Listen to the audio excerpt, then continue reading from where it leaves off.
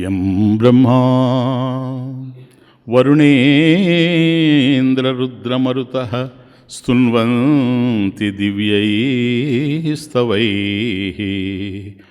వేదైః సాంగపదక్రమోపనిషదైః గాయంతి యం సామగాః ధ్యానావస్థిత తద్గతేన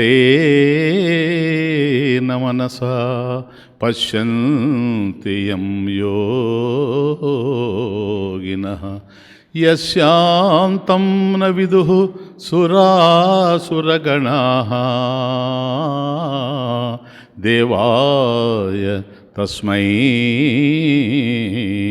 నమః.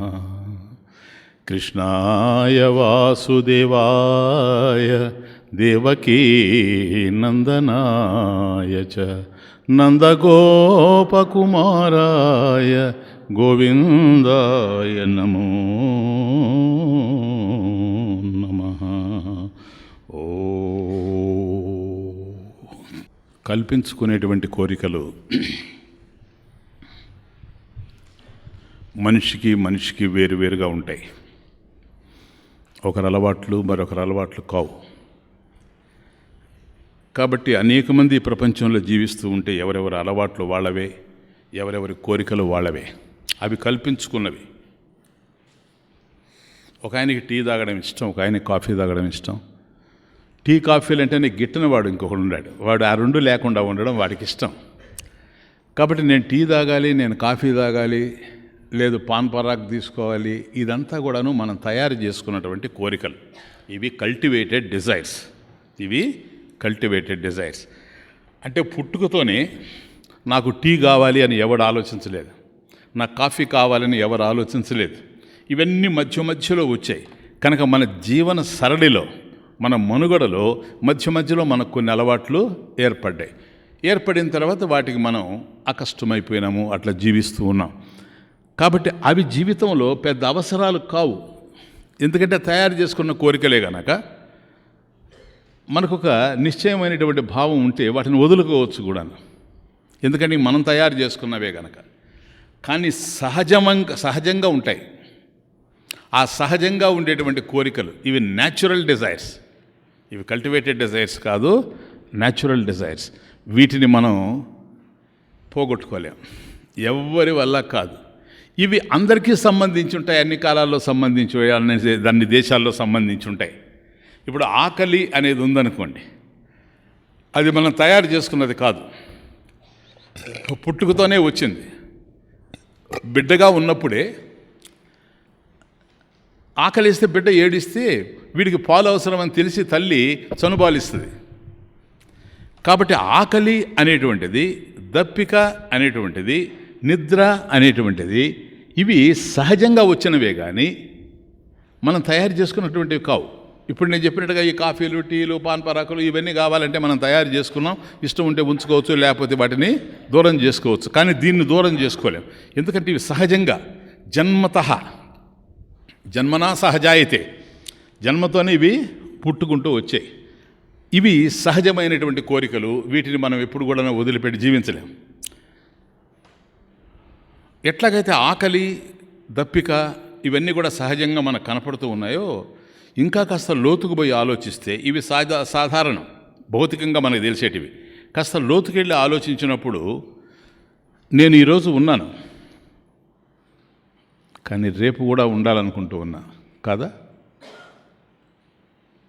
రేపు కూడా ఉండాలనుకుంటూ ఉన్నా. నేనే కాదు, నువ్వు కూడా ఉండాలనుకుంటూ ఉన్నావు. అందరూ ఉండాలనుకుంటున్నారు ఈ ప్రపంచంలో. రేపు కూడా నేను ఉండాలి. రేపే కాదు, ఎల్లుండి కూడా ఉండాలి. కాబట్టి నేను ఉన్నాను, ఒకటి. నెంబర్ 1, నేను ఉండాలి. కానీ నేను ఎప్పుడూ ఉండాలి. That's the point. నేను ఎప్పుడూ ఉండాలి. ఇది అందరి హృదయంలో ఉందా లేదా? ఇదేమైనా కొని తెచ్చి పెట్టుకున్నదే? కొందరికే పరిమితమా? అందుకని చనిపోవడం అంటే ఎవరికి ఇష్టం లేదు. చనిపోతే మళ్ళీ ఉండడు. రేపు కనుక మనిషి చనిపోయేటట్లయితే రేపు ఉండడు. కానీ రేపు ఉండాలని అనుకుంటాడే కానీ చనిపోవాలని మాత్రం ఎవడు అనుకోడు. బాగా అర్థం చేసుకోండి. ఈ కోరిక మన జీవితంలో ఏదో ఒక తేదీన ఇన్ని గంటలకి మనం ప్రారంభించింది కాదు ఇది. అవునా? నేను ఉండాలి అనేది ప్రతి మనిషిలో ఉంది. ఎప్పుడు ఉండాలి? ఎప్పుడూ ఉండాలి. ఆ ఎప్పుడు అనే దాని దీర్ఘానికి అర్థమే లేదు. అంటే ఏ రోజు నువ్వు చనిపోతావని చెప్పినా దానికి అయిష్టంగా ఉంటాడు అంతే. నేను ఆ రోజు చనిపోవడం నాకు ఇష్టం లేదు, నేను కొనసాగాలి, నేను ఎప్పుడూ ఉండాలి, నేను ఎప్పుడూ ఉండాలి, నేను ఎప్పుడూ ఉండాలి. It is a desire. ఇది మధ్యలో మనం ఒక కాలంలో ఒక రోజున ఇది ప్రయత్నం చేసి శంకుస్థాపన చేసింది ఏమీ లేదు, దీనికి ప్రారంభోత్సవం లేదు. ఇది పుట్టుక నుంచే ఉంది. ఇది న్యాచురల్ డిజైర్, ఇది సహజమైనటువంటి కోరిక. నేను ఎప్పుడూ ఉండాలి అనేటువంటిది సహజమైనటువంటి కోరిక. నంబర్ 1. నంబర్ 2, మనిషికి జ్ఞానం కూడా ఉంది. ఎంత ఉన్నది అనేది వేరే విషయం. ఉన్నది ఇంకా ఉండాలి అని అనిపిస్తూ ఉంటుంది. ఒకటి తెలుస్తూ ఉంటే ఇంకొకటి తెలుసుకోవాలి అని అనిపిస్తూ ఉంటుంది. ఎన్నో తెలుసుకుంటున్నాం ఈ ప్రపంచంలో, కానీ ఇంకా తెలియాలి అనేటువంటి కాంక్ష మన హృదయంలో ఉంది. అందుకని చాలా అర్జెంటు పని మీద మనం బజారు వెళుతూ ఉంటే కూడాను మార్గమధ్యంలో ఒక 40 మంది గుంపుగా చేరున్నారంటే అక్కడికి పోయి నిలబడి అది ఏంటని అడిగిపోతాడు. ఈయనకు అవసరం లేదు, ఈయన ఇష్యూ కాదు, కానీ అదేదో తెలుసుకోవాలని. సరేనా? అంటే ఏదో తెలుసుకోవాలి. ఇప్పుడు మీరెందుకు వచ్చారు ఇక్కడికి? మీకు ఏమీ తెలియదని నేను అనుకోవడం లేదు, అంత మూర్ఖుణ్ణేం కాదు. కనుక మీకు తెలుసు, కానీ ఇంకా ఏదో తెలుస్తుంది, ఇంకా ఏదో తెలుస్తుంది. నా దగ్గరే ఈరోజు ఈ సబ్జెక్టు ఎవరైతే వింటున్నారో, ఈరోజు వినబోతారో, ఇదే సబ్జెక్టు గతంలో విన్నవాళ్ళు ఉన్నారు. 20 రోజులు, నెల రోజులు కూడా ఈ సబ్జెక్టు నా దగ్గర విన్నవాళ్ళు ఉన్నారు. వాళ్ళే ఉత్సాహంతో పరిగెత్తారు, ఎప్పుడెప్పుడా అని. అంటే దాని అర్థం ఏంటి? అప్పుడు చెప్పాను కదా, విన్నారు కదా, మళ్ళీ ఎందుకు వచ్చారు? కాదు, ఇంకా ఏం చెప్తారో తెలుసుకోవాలి, ఇంకా ఏమి మనకు అర్థమవుతుందో. కాబట్టి ఒకటి తెలిసే కొద్దీ ఇంకా తెలియాలి అని అనిపిస్తుంది కదా. ఇది ఎంతవరకు పోతుంది? ఎంత తెలుస్తూ ఉండినా వాడు తెలియని వాడుగానే ఉంటాడు. ఎందుకో తెలుసా? ఇంకా తెలిస్తే బాగుండు. ఇలా తెలుసుకుంటూ పోతూ ఉంటాడు. దీనికి కూడా హద్దు లేదు. ఇది జ్ఞానం. కాబట్టి మొట్టమొదట నేను ఉండాలి. ఎప్పుడు ఉండాలి? ఎప్పుడూ ఉండాలి. It's a natural desire. Number 2, నాకు తెలియాలి. ఏం తెలియాలి నీకు? నాకు అన్నీ తెలియాలి. ఏం తెలుస్తాయి? కానీ తెలియాలి అని ఉంటుంది. కానీ విచిత్రం ఏమిటంటే ఈ ప్రపంచంలో ఒక్కొక్కటి తెలుస్తూ ఉంటే ఇది తెలిసింది అనే తృప్తి కన్నా తెలియనివి చాలా ఉన్నాయని బయటపడుతూ ఉంటుంది. బాగా ఆలోచించండి. ఇది మనకు తెలుసు. ఇప్పుడు గతంలో చిన్నప్పుడు మనకి ఇంత నాలెడ్జ్ లేదు, ఈరోజు మనకు నాలెడ్జ్ ఉంది. కానీ ఇంత నాలెడ్జ్ ఉండినా మనకు లేనిది, మనకు తెలియనిది కూడా ఇంకా చాలా ఉంది అనేది మనకు తెలుసు. అదొక రకమైనటువంటి ఇన్కంప్లీట్నెస్. ప్రతి మనిషిలో ఒక వెలితి, నాకు తెలిసింది అనేటువంటి తృప్తి కన్నా నాకు తెలియవలసింది ఎంతో ఉంది, చాలా ఉంది అనేటువంటి ఒక వెలితి, ఒక ఇన్కంప్లీట్నెస్ అనేది ఉంటుంది. ఇది నంబర్ 2. 3వది, ఏమో ఎంతకాలం ఉంటానో, ఎప్పుడు పోతానో వేరే విషయం, కానీ ఉన్నంత వరకు నేను ఆనందంగా ఉండాలి. క్లియర్? అంటే దాని అర్థం ఏంటి? దుఃఖం అనేటువంటిది నా దగ్గరికి రావడానికి అవకాశం లేదు.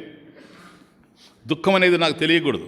నేను ఎప్పుడు సంతోషంగానే ఉండాలి, ఆనందంగానే ఉండాలి అని ప్రతి మనిషి ఆలోచిస్తాడా? ఆలోచించడా? ఎందుకని? అది వాడి స్వభావం గనక. ఆనందంగా ఉండడం అనేటువంటిది స్వభావం. ఒక మనిషి నవ్వుతూ ఉన్నాడు, మనం ఏం అతన్ని ప్రశ్నించాం. ఏదో హాయిగా ఆనందంగా వస్తున్నాడు అనుకోండి, ప్రసన్నంగా, అతన్ని ఏం ప్రశ్నించాం. సపోజ్ అతను గనక ఏదన్నా దుఃఖపడుతూ వస్తున్నాడు అనుకోండి, అప్పుడు మనం నిలిపి అడుగుతాం, ఏంటండి అట్లా ఉండాలి, ఎప్పుడు లేదు ఇట్లా, ఏమిటి మీకు వచ్చిన బాధ ఏంటి అని అంటాం. అంతేగాని మనిషి హాయిగా ఉంటే, ఏమండి ఇటీవల మీరు ఏడవడం లేదే అని మనం ఎవరిని ప్రశ్నించాం. ఎందుకని? ఏడవడం అనేటువంటిది వాడి స్వభావం కాదు. This is the point. వాడి బాగా పట్టుకోండి, ఇది చాలా ఇంపార్టెంట్, తేలిగ్గా చెప్తున్నా. వాడి స్వభావం కాదు అది. నవ్వుతూ ఉండేటువంటిదే స్వభావం. అందుకని ఎప్పుడు నవ్వుతూ ఉండాలని కోరుకుంటాడే కానీ, ఆనందంగా ఉండాలని కోరుకుంటాడే కానీ, దుఃఖంగా ఉండాలని కోరుకోడు. ఇప్పుడు నేను చెప్పిన దాన్ని బట్టి మీకు అర్థమవుతుంది మానవ స్వభావం ఏంటో. నంబర్ 1, నేను ఎప్పుడూ ఉండాలి. ఫినిష్. నంబర్ 2, నాకు అన్నీ తెలియాలి. నంబర్ 3, నేను ఆనందంగా ఉండాలి. ఇంతేనా? ప్రాక్టికల్గా చూస్తే నేను ఎప్పుడూ ఉండాలి అనేది మనిషిలో ఉండేటువంటి ఇన్హెరెంట్ డిజైర్. అది ప్రతి మనిషిలో న్యాచురల్గా ఉంది. ఒకరికి ఉండి ఒకరికి లేకుండా పోలేదు. అది చెప్పండి, ఇక్కడ ఉండే వాళ్ళందరికీ ఉంది. అది నేను ఎప్పుడూ ఉండాలి అని ఉందా లేదా? కానీ ఎప్పుడూ ఉండే అవకాశం ఉందా? అది సంఘర్షణ జీవితంలో నంబర్ 1. మనతోనే మనకు సంఘర్షణ. నేను ఎప్పుడూ ఉండాలి అని నా మనసులో ఉంది, కానీ ఎప్పుడూ ఉండేటువంటి అవకాశం లేదు. జాతస్య మరణం ధ్రువం. పుట్టిన ప్రతి వాడు చచ్చిపోతాడు ఈ ప్రపంచంలో. అసలు చావడం కోసమే పుడుతున్నాడేమో కూడా నాకు తెలియదు. అలాంటప్పుడు నేను ఎప్పుడూ ఉండాలి అనేటువంటి భావన నాకు ఉండొచ్చేమో, కానీ ఇది సరైనటువంటిది కానీ కాదు. ఎందుకని? దీంట్లోనే నాకు ఘర్షణ ఉంది. దీంట్లో పెద్ద ఘర్షణ ఉంది. ఏంటా ఘర్షణ? నేను ఎప్పుడూ ఉండాలి కానీ ఉండేందుకు అవకాశం లేదు. నెక్స్ట్ నంబర్ 2, నాకు అన్నీ తెలియాలి కానీ తెలిసే అవకాశం లేదు. ఎందుకని? మన కాల పరిమితే చాలా తక్కువ జీవితం ఈ ప్రపంచంలో జీవించేది. ఎక్కడెక్కడ ఏమేమి ఉన్నాయో, ఏ దేశాల్లో ఏవేవి ఉన్నాయో, ఎట్టెట్లున్నాయో, అసలు ఇంతెందుకు భాషలు, ఎన్ని భాషలు ఉన్నాయి. ఇన్ని భాషలు మనకు వచ్చేటువంటి అవకాశం ఉందే. ఒక భారతదేశంలో ఉండేటువంటి భాషలే మనకు రావు. అన్ని దేశాల్లో ఉండేటువంటి భాషలు మనకు ఏమొస్తాయి?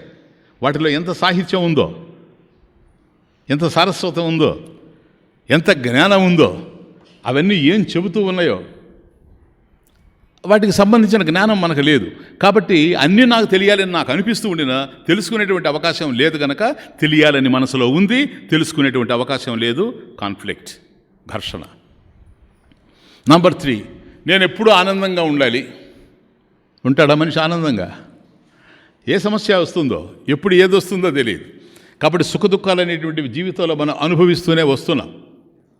కాబట్టి మనిషి అనేటువంటి వాడు ఆలోచనాపరుడు గనక, బుద్ధి ఉంది గనక, విచక్షణ జ్ఞానం ఉంది గనక సుఖదుఖాలను అనుభవిస్తూ వస్తున్నాడే గనక ఎప్పుడు సుఖం వస్తుందో ఎప్పుడు దుఃఖం వస్తుందో తెలిసేటువంటి అవకాశమే లేదు. గనక ఎప్పుడు నేను సుఖంగా ఆనందంగా ఉండాలనేటువంటిది వాడి అభిమతమైన, వాడి యొక్క అభీష్టమైన అలా ఉండేందుకు అవకాశం లేదు. ఇది కాన్ఫ్లిక్ట్ సార్.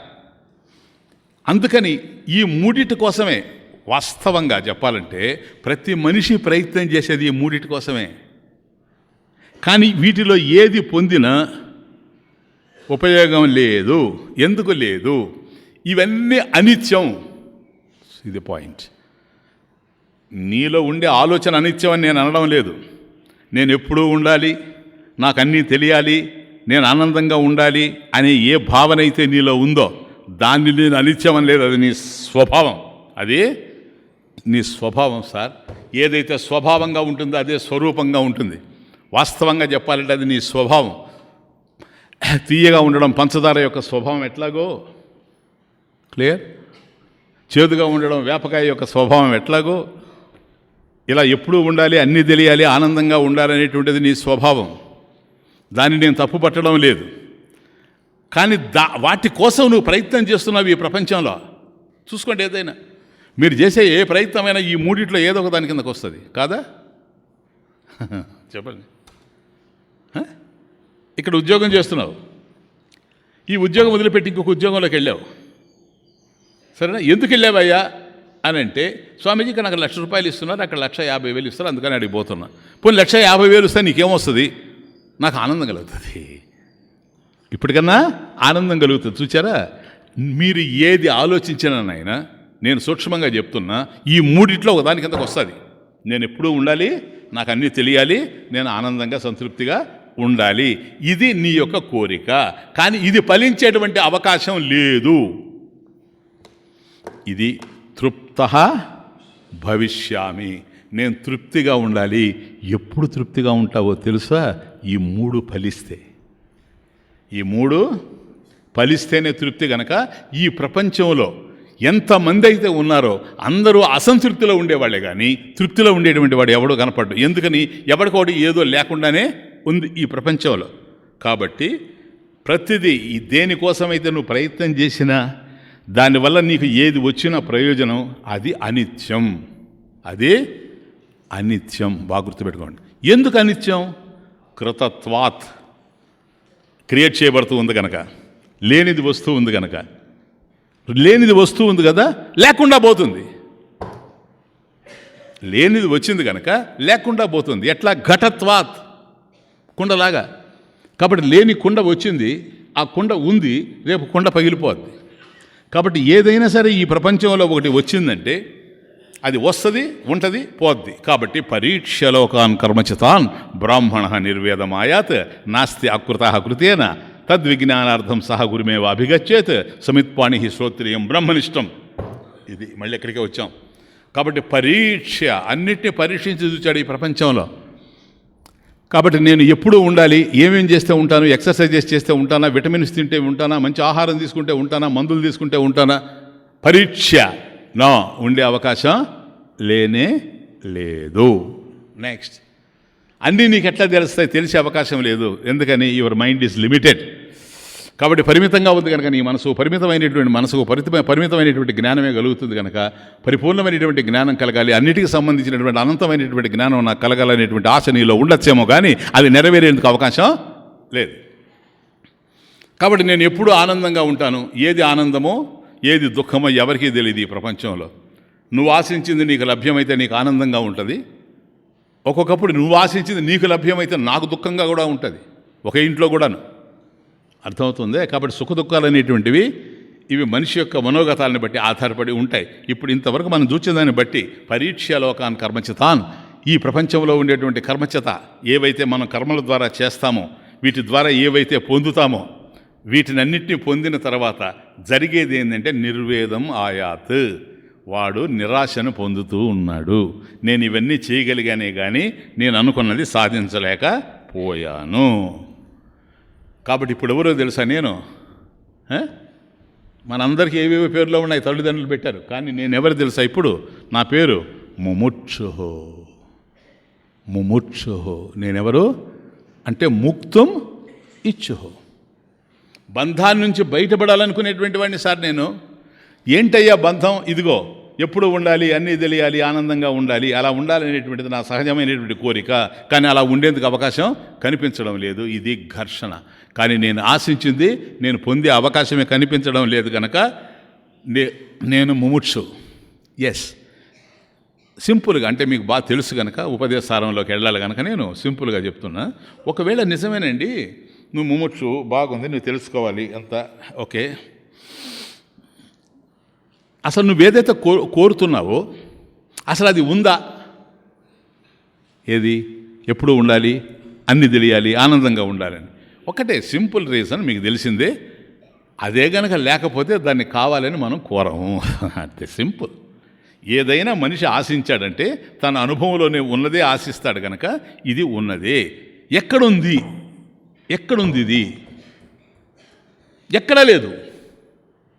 బాగా అర్థం చేసుకోండి. ఎక్కడుంది ఇదంటే ఎక్కడా లేదు. ప్రపంచంలంతా అదే పరీక్ష. ఎగ్జామిన్ చేసి చూశాను, పరీక్ష పట్టి చూశాను. ప్రపంచంలో ఏ లోకంలో లేదు, ఇంక్లూడింగ్ హెవెన్. స్వర్గం కూడా. ఎందుకని? స్వర్గం కూడా కర్మఫలమే. మనం ఇక్కడ యజ్ఞయాగాదులు చేసుకొని స్వర్గం పొందుతాము, అది కర్మఫలం కదా. కర్మఫలం అనిత్యం, ఘటత్వాత్, కుండలాగా. క్లియర్నా? కాబట్టి స్వర్గంతో సహా అంటే స్వర్గమే మెయిన్, ఇంకా అంతకన్నా కిందవే చిన్నవే. స్వర్గమే ప్రధానమైంది. కాబట్టి స్వర్గమే మనకు ఉపయోగపడడం లేదు, మన యొక్క సమస్యను పరిష్కరించేటువంటి స్థాయిలో లేదు. ఎందుకంటే స్వర్గం అనేటువంటిది కర్మఫలం కనుక. కాబట్టి అది ఎక్కడో ఉండాలి. ఎక్కడుంది? ఎక్కడ ఏ లోకంలో కూడా లేదు. పరీక్ష లోకాన్ కర్మచితాన్ బ్రాహ్మణ నిర్వేదమాయాత్. ఎందుకని? నాస్తి అకృత కృతేన. కృత అంటే చేయబడేది, అకృత అంటే చేయబడనిది. చేయబడనిది అంటే ఎప్పుడు ఉండేదని అర్థం, శాశ్వతమైంది. చేసేది ఒక కాలంలో ప్రారంభమవుతుంది, ఎప్పుడూ ఉండేది. అది అకృత. చూడండి ఆ పదం వెరీ వెరీ ఇంపార్టెంట్, జాగ్రత్తగా వాడి ఋషి. అకృత, కృతం కాదు, అకృతం, చేయబడేది కాదు, ఎప్పుడు ఉండేదని అర్థం. నిత్యం. అకృతం అంటే నిత్యం. కృతేన కర్మణ అకృతః నాస్తి. కాబట్టి కర్మ చేయడం వల్ల నిత్యమైనటువంటి వస్తువుని పొందలేవు. Simple, clear now? ఎందుకని? అంతే. కర్మ ఎప్పుడైతే అనిత్యమైందో, అనిత్యమైనటువంటి కర్మ నిత్యమైనటువంటి దాన్ని అందించలేదు. అందువల్ల అది ఎక్కడో ఉండాలి, లేకపోతే నువ్వు అడగవు. అది ఎక్కడ ఉంది అని అంటే అది ఎక్కడో కాదు సార్, నీ దగ్గరే ఉంది. నీ దగ్గరే ఉంది. కాబట్టి నీ దగ్గరే ఎప్పుడైతే అది ఉందో అది నీ స్వరూపం. ఏది? ఎప్పుడు ఉండేది ఏది అంటే, స్వామీజీ ఈ శరీరం పోతుంది కదా, నేను శరీరాన్ని గురించి మాట్లాడలేదు. అర్థమవుతుంది? కళ్ళు పోతాయి కదా, నేను కళ్ళుని గురించి మాట్లాడడం లేదు. చెవులు వినపడవు కదా, నేను చెవుల గురించి మాట్లాడడం లేదు. నేను నిన్ను గురించి మాట్లాడుతున్నా. ఎందుకంటే సమస్య నీ మీద ఆధారపడి ఉంది. సమస్య ఎక్కడైతే ఉందో పరిష్కారం అక్కడే ఉంది. కాబట్టి నీవు ఎప్పుడైతే నాకు ఇది కావాలి అని అడుగుతూ ఉన్నావో అది నీ స్వరూపం అయ్యి ఉంది, ఇంకెక్కడ ప్రపంచంలో ఉండేందుకు అవకాశం లేదని తెలుసుకున్నామో, నీ నుండి ఆవిర్భవిస్తూ ఉంది కనుక నీ దగ్గరే ఉంది.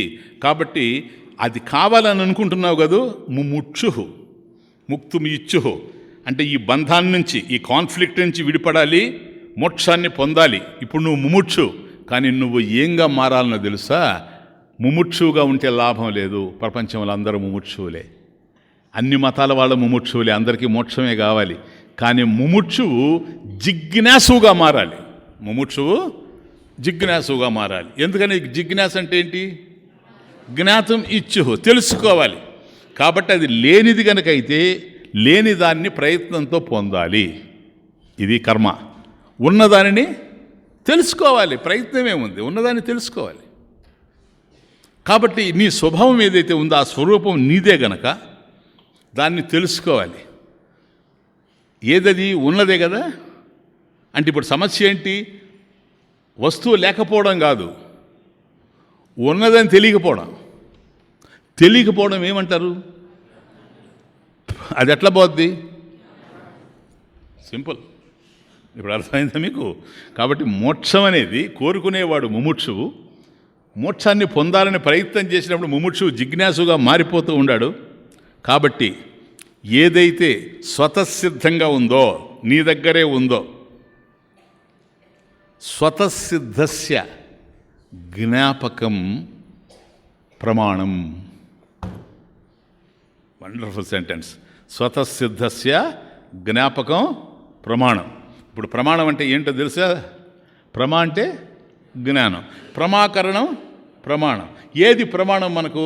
శాస్త్రం, వేదం ప్రమాణం. వేదములో కర్మకాండ ఉంది, జ్ఞానకాండ ఉంది. నైనా ఉపదేశానికి కనెక్షన్ ఇదంతా. కాబట్టి కాండలో ఉండేటువంటి వాడు కేవలం తాను కర్మలు చేసి తద్వారా మోక్షాన్ని పొందాలనుకుంటాడు. కర్మల వల్ల మోక్షాన్ని పొందలేడు. మ్యాక్సిమం ఒకవేళ పొందితే కర్మ అనిత్యం కనుక అనిత్యమైనటువంటి కర్మ వల్ల అనిత్యమైనటువంటి స్వర్గాన్ని పొందుతాడు. క్లియర్నా? అంతకు మించిపోలేడు. స్వర్గాన్ని పొందివాడు సాధించేది కూడా ఏమీ లేదు. ఎందుకని? స్వర్గం మళ్ళీ పోతుంది కనుక. కృతత్వా అది కూడా కర్మ వల్ల వచ్చిందే. కాబట్టి అనిత్యమైనటువంటి కర్మను ఆచరించడం వల్ల స్వర్గం వచ్చింది కనుక క్షీణే పుణ్యం మర్త్యలోకం విశంతి. ఆ పుణ్యం కాస్త అయిపోయిన తర్వాత మళ్ళీ అక్కడి నుంచి వాడు బ్యాక్ వచ్చేస్తాడు మానవ లోకానికి. కాబట్టి స్వర్గం అనేటువంటిది కానే కాదు. కాబట్టి స్వతసిద్ధస్య, నాయన చూడు, స్వతసిద్ధంగా ఉంది, నీకు లేనిది కాదు. స్వతసిద్ధం, సాధ్యం కాదు.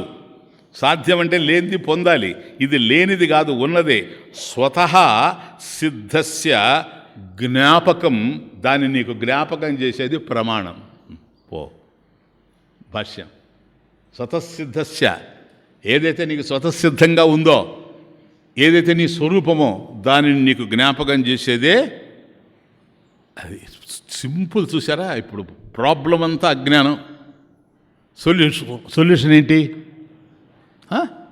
జ్ఞానం. ఒక చోట పోయి పాపం ఏదో అన్నీ ముసలి అయిపోయినాయి, మంచి గాడిదలను తీసుకొని మంచి వ్యాపారం, ఉప్పు వ్యాపారం బాగుంది, బాగా మనం నడుపుతామని ఒకడు పోయి ఒక 5 గాడిదలను కొన్నాడు ఒక గ్రామంలో. ఆ గ్రామం నుంచి ఈ గ్రామానికి రావడానికి ఓ 10 కిలోమీటర్లు పడుతుంది. మంచి ఎండాకాలం, కొంత దూరం నడిచాడు, చాలా కష్టంగా ఉంది. అప్పుడు ఆ 5 గాడిదల్లో ఏదైతే కొద్దిగా స్ట్రాంగ్గా ఉందో ఆ గాడిదను చూసుకొని దాని మీద ఎక్కాడు వీడు. ఇంటికి వచ్చాడు. తీరా ఇంటికి వచ్చిన తర్వాత అప్పుడు ఒక్కసారి ఇటు చూచాడు. వాడి ముందు 4 గాడుగులు ఉన్నాయి, ఇది గాడిదలు. వెనకేమన్నా ఉన్నాయని చూశాడు, వెనకేమి లేవు. ముందు 4 గాడిదలు ఉన్నాయి. భార్య పరిగెత్తుకుంటూ వచ్చింది. వీడు చాలా టెన్షన్తో ఉన్నాడు.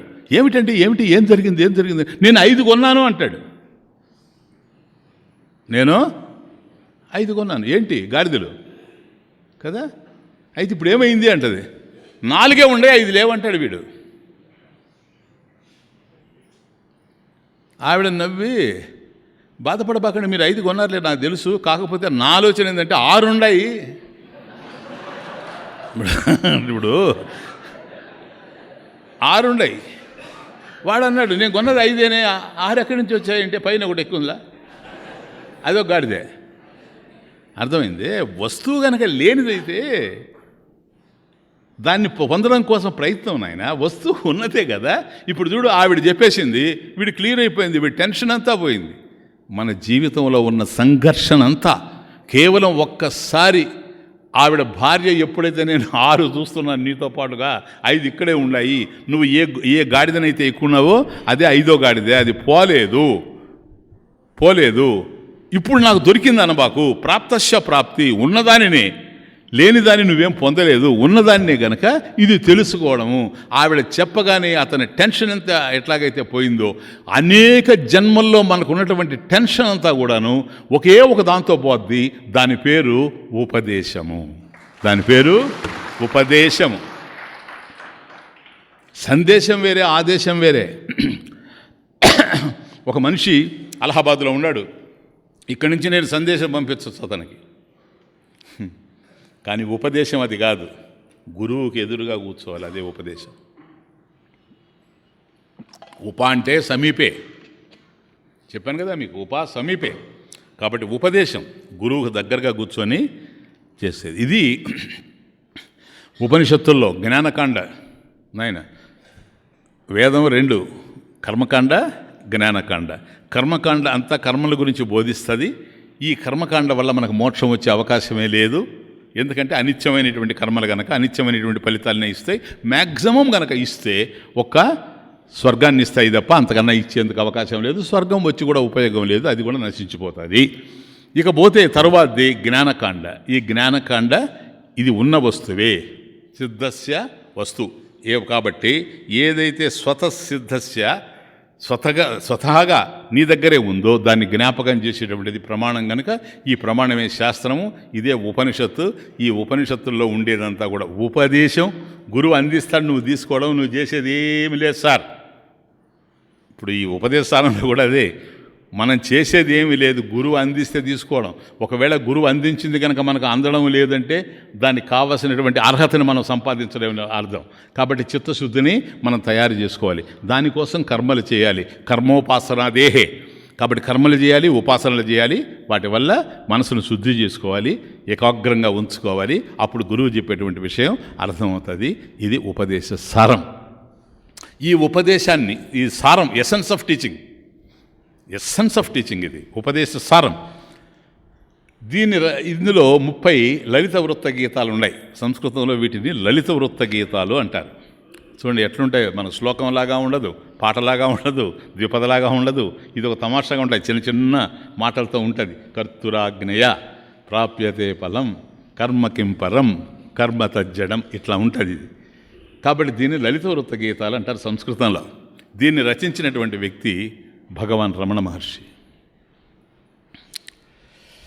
టెక్స్ట్లోకి వెళ్ళే ముందు కొద్దిగా, అంటే అందరికీ తెలిసి ఉంటుంది కనుక రమణ మహర్షిని గురించి, తెలిసినా కూడా తెలుసుకోవాల్సింది ఉంటుంది కనుక కొద్దిగా ఆ లైఫ్ని కొద్దిగా టచ్ చేసేసి నేను దాంట్లోకి వెళ్ళడానికి ప్రయత్నం చేస్తాను. రమణ మహర్షి పుట్టి ఇప్పటికీ 100 సంవత్సరాల పైన అయిపోయింది. 130 సంవత్సరాలు కావస్తూ ఉంది. అంటే 1879లో ఆయన జన్మించింది. 1879లో తిరుచుళ్ళి అనేటువంటి గ్రామంలో తమిళనాడులో జన్మించాడు. సుందరం అయ్యర్ అనేటువంటి ఓ బ్రాహ్మణ కుటుంబంలో ఆయన కుమారుడైన సుందరమయ్యరు, తర్వాత అళగమ్మలని వాళ్ళిద్దరికి బిడ్డగా పుట్టాడు. రెండవ సంతానం ఇతను. సరే, మామూలుగానే ఉన్నాడు. ఓ 15-16 సంవత్సరాలు వచ్చినంత వరకు రమణ మహర్షి మామూలుగానే ఉన్నాడు.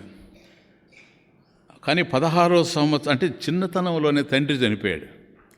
తండ్రి చనిపోయిన తర్వాత ఈయనని చిన్నాన్న దగ్గరికి చదువుకోవడానికి పంపించాల్సి వచ్చింది. ఈయన అన్న కూడా ఉన్నాడు. ఆయన కూడా అక్కడే చదువుకుంటూ వచ్చాడు. నాగస్వామి అని వీళ్ళ అన్న ఉండేవాడు. ఆయన కూడా అక్కడే ఉన్నాడు. ఆయనకి అక్కడే వివాహం కూడా అయింది. ఎక్కడ? మధురలో. మీనాక్షి ఉందే మధుర, అక్కడ ఉంటూ వచ్చారు. అంటే తిరుచుడిలో ఈయన జన్మం కొంత చదువుకోవడం జరిగింది. ఆ తర్వాత మధురకి మారారు. ఒకరోజు మధురలో అంటే ఒక చిన్న చిన్న సంఘటనలుగా కనపడతాయి. మహాత్ముల జీవితాల్లో అవే చాలా పెద్దవిగా కూడా ఉంటాయి. మనం అర్థం చేసుకోవాలి హృదయంతో. ఈయన బంధువు ఒక ఆయన వస్తున్నాడు. అప్పుడు ఈ పిల్లవాడే గనక, చిన్న కుర్రవాడు, 15 సంవత్సరాల వయసు ఉంటుంది రమణ మహర్షికి. ఎక్కడి నుంచి వస్తున్నారా అని అడిగాడు. మీరు ఎక్కడి నుంచి వస్తున్నారండి అని అన్నాడు. ఎందుకంటే ఆయన ఊరి నుంచి వస్తున్నట్టుగా ఉంటే సంచి పట్టుకొని. అప్పుడు నేను తిరువణామల నుంచి వస్తున్నాను అన్నాడు. అరుణాచలం నుంచి వస్తున్నాను అన్నాడు. అరుణాచలం అంటే అప్పటికే తెలియదు. 15 సంవత్సరాల వయసు వస్తే అరుణాచలం ఎక్కడుందో కూడా రమణ మహర్షికి తెలియదు. అరుణాచలం అంటే ఎక్కడండి, ఏమిటండి అన్నాడు. ఏంటి విచిత్రంగా అడుగుతున్నావే, తిరువణామలై తెలియదా? తిరువణామలై అరుణాచలం అని అన్నాడు. అట్లాగా అన్నాడు. కానీ ఎందుకో ఆ మాట విన్నప్పుడు, అరుణాచలం అనేటువంటి మాట ఎప్పుడైతే వినిపించిందో ఆయన హృదయం అంతా కంపించిపోయింది. అట్లా దేహమంతా కూడా చలించిపోయింది.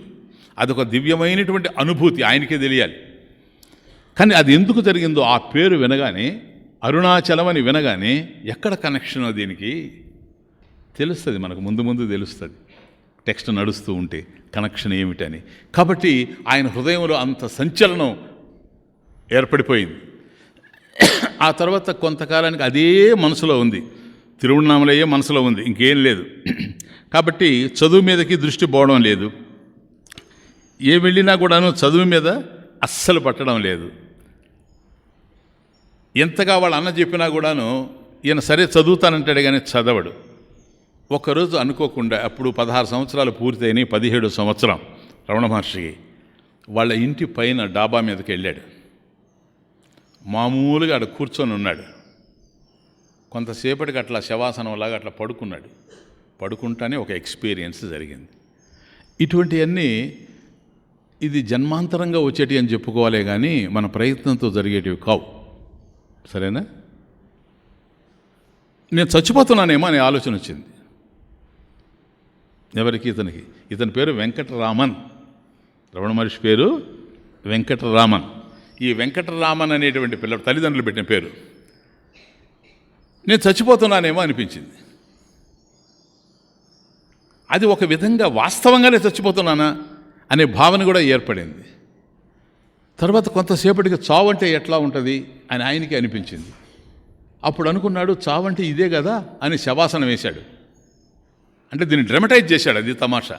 ఏదైతే ఆయన మనసులో కలిగిందో దాన్ని అనుభవించాడు. అలా కదలకుండా పెట్టేసి శ్వాసను బంధించి పెదవులు కూడా గట్టిగా బట్టి కదలికే లేకుండా చచ్చిపోయినటువంటి శవం ఏ విధంగా ఉంటుందో ఆ విధంగా పడుకున్నాడు. పడుకున్న తర్వాత ఆయనకు అనిపించింది, అవును ఇప్పుడు ఇది ఈ విధంగా ఉంది ఈ దేహం, దీన్ని నేను చూస్తూ ఉన్నా కదా, మరి ఇది చచ్చిపోతూ ఉంది. చచ్చిపోయిన తర్వాత దీన్ని ఏం చేస్తారు? దీన్ని శ్మశానానికి తీసుకుపోతారు. శ్మశానానికి తీసుకెళ్ళి అక్కడ తగలబెడతారు. మరి ఇది ఇలా ఉండేటప్పుడు దీన్ని నేను చూస్తూ ఉన్నా, దీనిని నేను చూస్తున్నాను కనుక ఇది నేను కాదు. దీన్ని తీసుకెళ్ళి తగలబెడతారు. తగలబెట్టిన తరువాత నేనేమవుతాను? పాయింట్. నేనెవరు? అదే తగలబడిపోతుందా? నేను కూడా తగలబడతానా? ఇటువంటి ఆలోచనలు కదిలాయి. ఆ సందర్భంలో ఆయనకు అనిపించింది ఏమిటంటే, దేహం ఏదైతే ఉందో ఇది ఉంది, చచ్చిపోతుంది. అందరి దేహాలు పోతాయి, కానీ దేహాలు పోయినా కూడా నేను పోయేటువంటి వాడిని కాదు. ఎందుకంటే నేను దేహం కాదు. ఎందుకని? ఇదిగో ఇది దేహం ఈ విధంగా ఉంటే నేను చూస్తూ ఉన్నాను కనుక నేను దేహం అయ్యేందుకు అవకాశం లేదు అనేటువంటి భావన ఆయనలో స్థిరంగా ఏర్పడిపోయింది. ఇది డెత్కి సంబంధించి, చావుకు సంబంధించి సూక్ష్మంగా చెప్పాలంటే రమణ మహర్షికి ఆ రోజు కలిగినటువంటి విచిత్రమైనటువంటి అనుభూతి. ఈ అనుభూతి కలిగిన తర్వాత ఉండలేకపోయాడు. అప్పుడు ఒకరోజు కూర్చొని అలా చనిపోయినట్టుగా భావన చేయడం, ఇవే చేస్తున్నాడు ఎంతసేపటికి. ఏదో ఆసనం వేసినట్టుగా కూర్చోవడం, కళ్ళు మూసుకోవడం, ఇవంతా చేస్తున్నాడు. అప్పుడు వాళ్ళ అన్నగారు చూచి, ఇంకా రోజు ఇదేనా, ఈ విధంగా ఉండేవాడికి ఇళ్ళు ఎందుకు అన్నాడు. జనరల్గా అంటాం కదా, మనం ఇళ్లలో కూడా అంటాం, కాదయా ఈ విధంగా ఉండేటువంటి వాడికి ఇల్లు ఎందుకు, ఈ పనులు చేసేటువంటి వాడికి ఇల్లు ఎందుకు అని అన్నాడు. అప్పుడు అనుకున్నాడు, నిజమే, నాకు ఇల్లు ఎందుకు అనుకున్నాను. నిజమే, ఇది నేను ఉండదగినటువంటి ప్రదేశం కాదు, ఇక్కడ నాకు ఇంకా పని లేదు, ఇక్కడ నేను ఉండాల్సినటువంటి అవసరమే లేదు అని నిర్ణయించుకున్నాడు. ఆ మరుసటి రోజే వాళ్ళ అన్న ఒక 5 రూపాయలు ఇచ్చి స్కూల్ ఫీజు కట్టమన్నాడు. అట్లాగేనే అన్నాడు. స్కూల్ ఫీజు 3 రూపాయలు మాత్రమే అప్పట్లో వాళ్ళకి.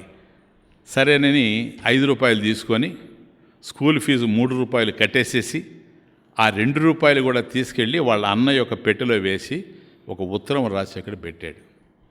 ఏంటి ఆ ఉత్తరం అంటే, ఇది పోతూ ఉంది, నేను పోతున్నాను కాదు, అక్కడికే ఏదో మార్పు కనపడతా ఉంది, ఇది పోతూ ఉంది, తండ్రి యొక్క ఆజ్ఞకి శిరసావహించి పోతూ ఉంది, తండ్రిని వెతుక్కుంటూ పోతూ ఉంది. దీనిని వెతకడానికి మీరెవరూ శ్రమ పడాల్సినటువంటి అవసరం లేదు. దీన్ని వెతికేటువంటి పనిలో అనవసరంగా డబ్బు ఖర్చు పెట్టద్దు. ఇది పోతా ఉంది, తండ్రి ఆజ్ఞకి లోబడి పోతా ఉంది, అంతే, కింద సంతకం కూడా లేదు. ఈ ఉత్తరం రాసి పెట్టాడు. తర్వాత వచ్చేసాడు. ఇంతకీ తిరువణమలై పోవాలని, అరుణాచలం. తిరువణమలై ఎక్కడుందో తెలియదు. ఎంక్వైరీ చేశాడు, అది ఎంత దూరమో, ఎంత అక్కడికి ఛార్జీనో అదంతా తెలుసుకున్నాడు. తెలుసుకుంటే ఆయన దగ్గర ఏమీ లేవు, బంగారు ఈ కుండలాలు ఉండలే, చెవుకి వేసుకునేటువంటి అవి ఉన్నాయి. అవి తీసి అమ్మాడు ఒక చోట. అమ్మి ఎంతైతే డబ్బు వచ్చిందో అది ఛార్జీకి సరిపోతుందా లేదా కూడా చూసుకున్నాడు. అది సరిపోదని తెలిసి ఒక 10 మైళ్ళు నడిచాడు. ఆ పిల్లవాడు 10 మైళ్ళు నడిచి ఆ తర్వాత టికెట్ తీసుకొని పోయి తిరువణామలై చేరి, తిరువణామలై అంటే అరుణాచలం. అరుణాచలం అంటే ఇప్పుడు మనకు పంచలింగాల్లో అదొకటి.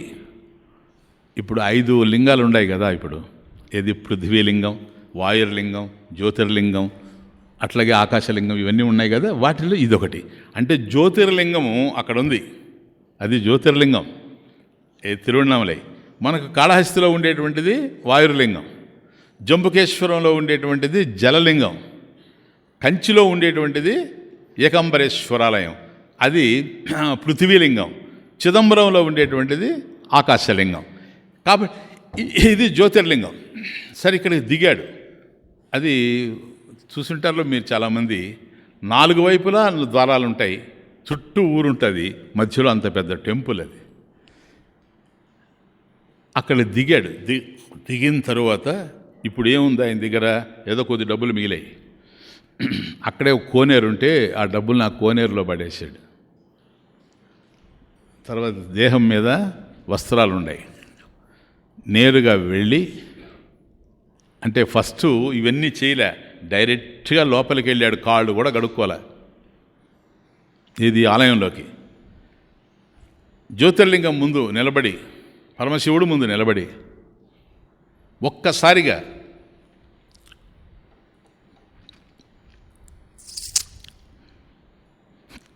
నాకు కనపడుతుంది ఆ సీన్.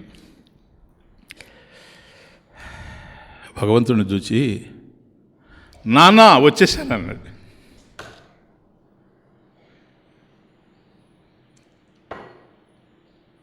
తండ్రి వచ్చేసాను, ఆ ఒక్క మాటే. ఇంకా మళ్ళీ ఆయన దేహం అక్కడే పోయింది. వచ్చేసాను అన్నాడు కదా, మళ్ళీ తిరిగిపోలే. ఇది రాకపోకలు తెలియనటువంటి ఒక ప్రయాణం అయింది. ఆ తర్వాత బయట వచ్చి ఆ చొక్కా అన్నీ తీసి పడేసి ఒక గోచి మాత్రం పెట్టుకొని తన దగ్గర ఉన్న డబ్బులో ఒక మంగల్ని చూసుకొని తల శుభ్రంగా గుండు చేయించుకొని, ఇదంతా ఎవ్వరూ చెప్పలే, సరేనా? బ్రాహ్మణ స్వామి అనేవాళ్ళు, ఎందుకంటే జంధ్యం ఉండేది, అది అట్లాగే ఉంది. ఇదంతా చేసిన తరువాత స్నానం కూడా చేయలే. విచిత్రం ఏంటంటే మళ్ళీ ఆలయంలో పోతున్నాడు. మంగళి ఇది క్షురకర్మ చేసిన తరువాత మళ్ళీ ఆలయంలో పోతున్నాడు. ఈ లోపల బ్రహ్మాండమైనటువంటి వర్షం కొట్టేసింది. ఆ వర్షమే స్నానం చేయించింది అంతే. ఇంకా పోయి చూచాడు స్వామిని. తర్వాత ఆలయంలోనే ఒకవైపు కూర్చున్నాడు. ఎవరన్నా పెడితే తింటాడు, లేకపోతే లేదు. ఇంకా జీవితం అట్లా నడుస్తూ ఉంది.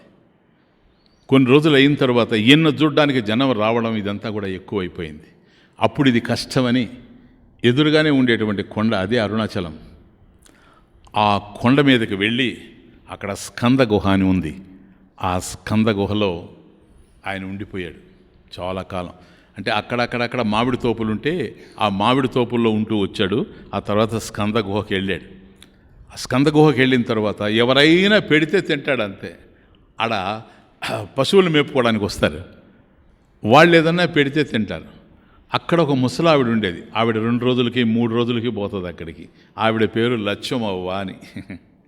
లచ్చమవ్వ ఆవిడ ఈ సంగటి అని ఉంటుంది, మీరు చూసే ఉంటారు, ఇది మా రాగులతో తయారు చేసేది. అది ఒక సొరకాయ బుర్రలో, అంటే బాగా ఎండిపోయినటువంటి సొరకాయని లోపలంతా ఖాళీగా ఉంటుంది, దాంట్లో పోసుకొని తగిలించుకొని పోతారు వాళ్ళు. సాయంకాలం అయితే మధ్యలో వాళ్ళకి ఆకలి అయినప్పుడు అది తాగుతారు. అది మధ్య మధ్యలో ఆయన పెట్టేది. ఇది గుర్తుపెట్టుకోండి, నేను ఈవిడెవరో చెప్తాను తర్వాత. ఈ లక్ష్మవ్వ అనేటువంటి ఆమె. ఈ విధంగా ఆయనకి ఎవరంటే వాళ్ళు ఏదో ఒక విధంగా ఆహారం పెడుతూ ఉంటే ఆ ఆహారం తింటూ ఎవరితో మాట్లాడకుండా కొన్ని సంవత్సరాలు మౌనముద్రలో ఉండిపోయాడు. ఈయన ఎట్లా మళ్ళీ పరిచయం అయ్యాడు అని కనుక ఆలోచన చేస్తే 1907లో చూడండి, ఆయన వచ్చేసిందేమో 1896లో. 1907లో కావ్యకంఠ గణపతి ముని అని ఆంధ్రావాడు, ఆయన మహా విద్వాంసుడు. ఆయన వెళ్ళాడు ఒకసారి, ఎవరో చెప్తూ ఉంటే విని తీరా ఈయన చూచాడు. చిన్న కుర్రాడు కూర్చొని ఉన్నాడు తపస్సులో. అప్పుడు దగ్గరికి వెళ్ళి అడిగాడు, హే మహాత్మా, నేను కావ్యకంఠ గణపతి శాస్త్రి అంటారు నన్ను. అంటే అన్ని కావ్యాలు నాకు తెలుసని కావ్యకంఠ అనేటువంటి బిరుదు ఇచ్చారు నాకు. నాకు వీటి మీద దృష్టి లేదు, ఎంతో తపస్సు చేశాను, అన్ని గ్రంథాలు చదవవలసిన గ్రంథాలన్నీ చదివాను, వేదాంత శాస్త్రంలో తెలియదంటూ లేదు, కానీ తపస్సు అంటే ఏంటో ఇప్పటికి నాకు అర్థం కావడం లేదు, మీరు దయచేసి బోధించండి అన్నాడు. రమణ ఒక 5 నిమిషాలు అలాగే ఆయన్ని చూచి తరువాత అన్నాడు, ఇప్పుడు మీరు నేను నేను నేను అంటున్నారే, ఆ నేను ఎవరు అని అడిగాడు. అంటే నేను కావ్యాలు చదివాను, నేను శాస్త్రాలు చదివాను, నేను వేదాంతం చదివాను, నేను తపస్సు చేస్తున్నాను, ఆ నేను ఎవరు అని అడిగాడు. ఆయన ఆన్సర్ చేయలే. నేనే కదా అన్నాడు. ఆ నేను ఎక్కడైతే పుడుతూ ఉందో, అహం అయం కుతో భవతి చిన్వతః అయి పతత్స్యహం నిజ విచారణం. కాబట్టి ఇది మహదిదం తపో రమణవాగీయం. రమణ మహర్షి చెప్పేటువంటి మహాతపస్సు ఏంటంటే, ఈ నేను అనేటువంటిది ఎక్కడైతే పుడుతూ ఉందో అక్కడికి పోయి చూడు, దాని యొక్క ఆరిజిన్ ఏంటో చూడు, అయిపోయింది, ఇంకేం లేదు, అదే తపస్సు, అంతకు మించినటువంటి తపస్సు లేదని చెప్పినప్పుడు ఈ మాట ఆయన్ని విపరీతంగా ఆకర్షించింది. కావ్యకంఠ గణపతి ముని అంటే ఆ రోజుల్లో తెలియని వాళ్ళు లేరు. ఆయన రాయడంలో, గ్రంథాల్లో ఈయన గురించి రాయడంలో బాగా ఫేమస్ అయ్యాడు. ఆ టైంలోనే పాశ్చాత్యుల్లో పాల్ బ్రంటన్ ఇక్కడికి వచ్చి ఉన్నాడు. ఆయన కంచికి వెళితే కంచిలో పరమాచార్యుల వారు పాల్ బ్రంటన్ మాట్లాడుతూ ఉంటే, నేను ఇవన్నీ మాట్లాడను, నాది ఆచార్యపీఠం, నీకు కావాల్సింది, నీ సందేహాలు నివృత్తి కావాలంటే అరుణాచలం వెళ్ళు, అక్కడ మహర్షి ఉన్నాడు, ఆయన్ని క్లారిఫై చేసుకున్నాడు. ఆయన ఇక్కడికి వచ్చాడు పాల్ బ్రంటన్. ఆ పాల్ బ్రంటన్ వచ్చినప్పుడు ఆయన సందేహాలు కూడా నివృత్తి అయినాయి మహర్షి దగ్గర. ఆయన బుక్స్లో రాశాడు, in search of secret India అని ఓ బుక్ రాశాడు. అది చాలా ఫేమస్ పాపులర్ బుక్ అది. దాంట్లో ఇవన్నీ బాగా రాయడం జరిగింది. ఆ విధంగా పాశ్చాత్య దేశాల్లో బాగా స్ప్రెడ్ అయిపోయింది.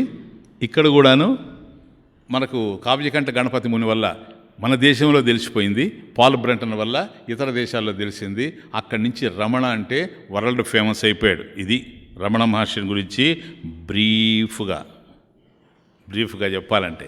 తర్వాత కొంతకాలానికి ఈయన అక్కడే ఆ స్కంద గుహలో ఉండి అక్కడి నుంచి కిందకు వచ్చి ఆ పర్వతం అడుగు భాగంలో ఒక చిన్న ఆశ్రమం పెట్టుకుంటే 1916లో వాళ్ళ తల్లి అలగమ్మల్ ఈయన దగ్గరకు వచ్చేసింది.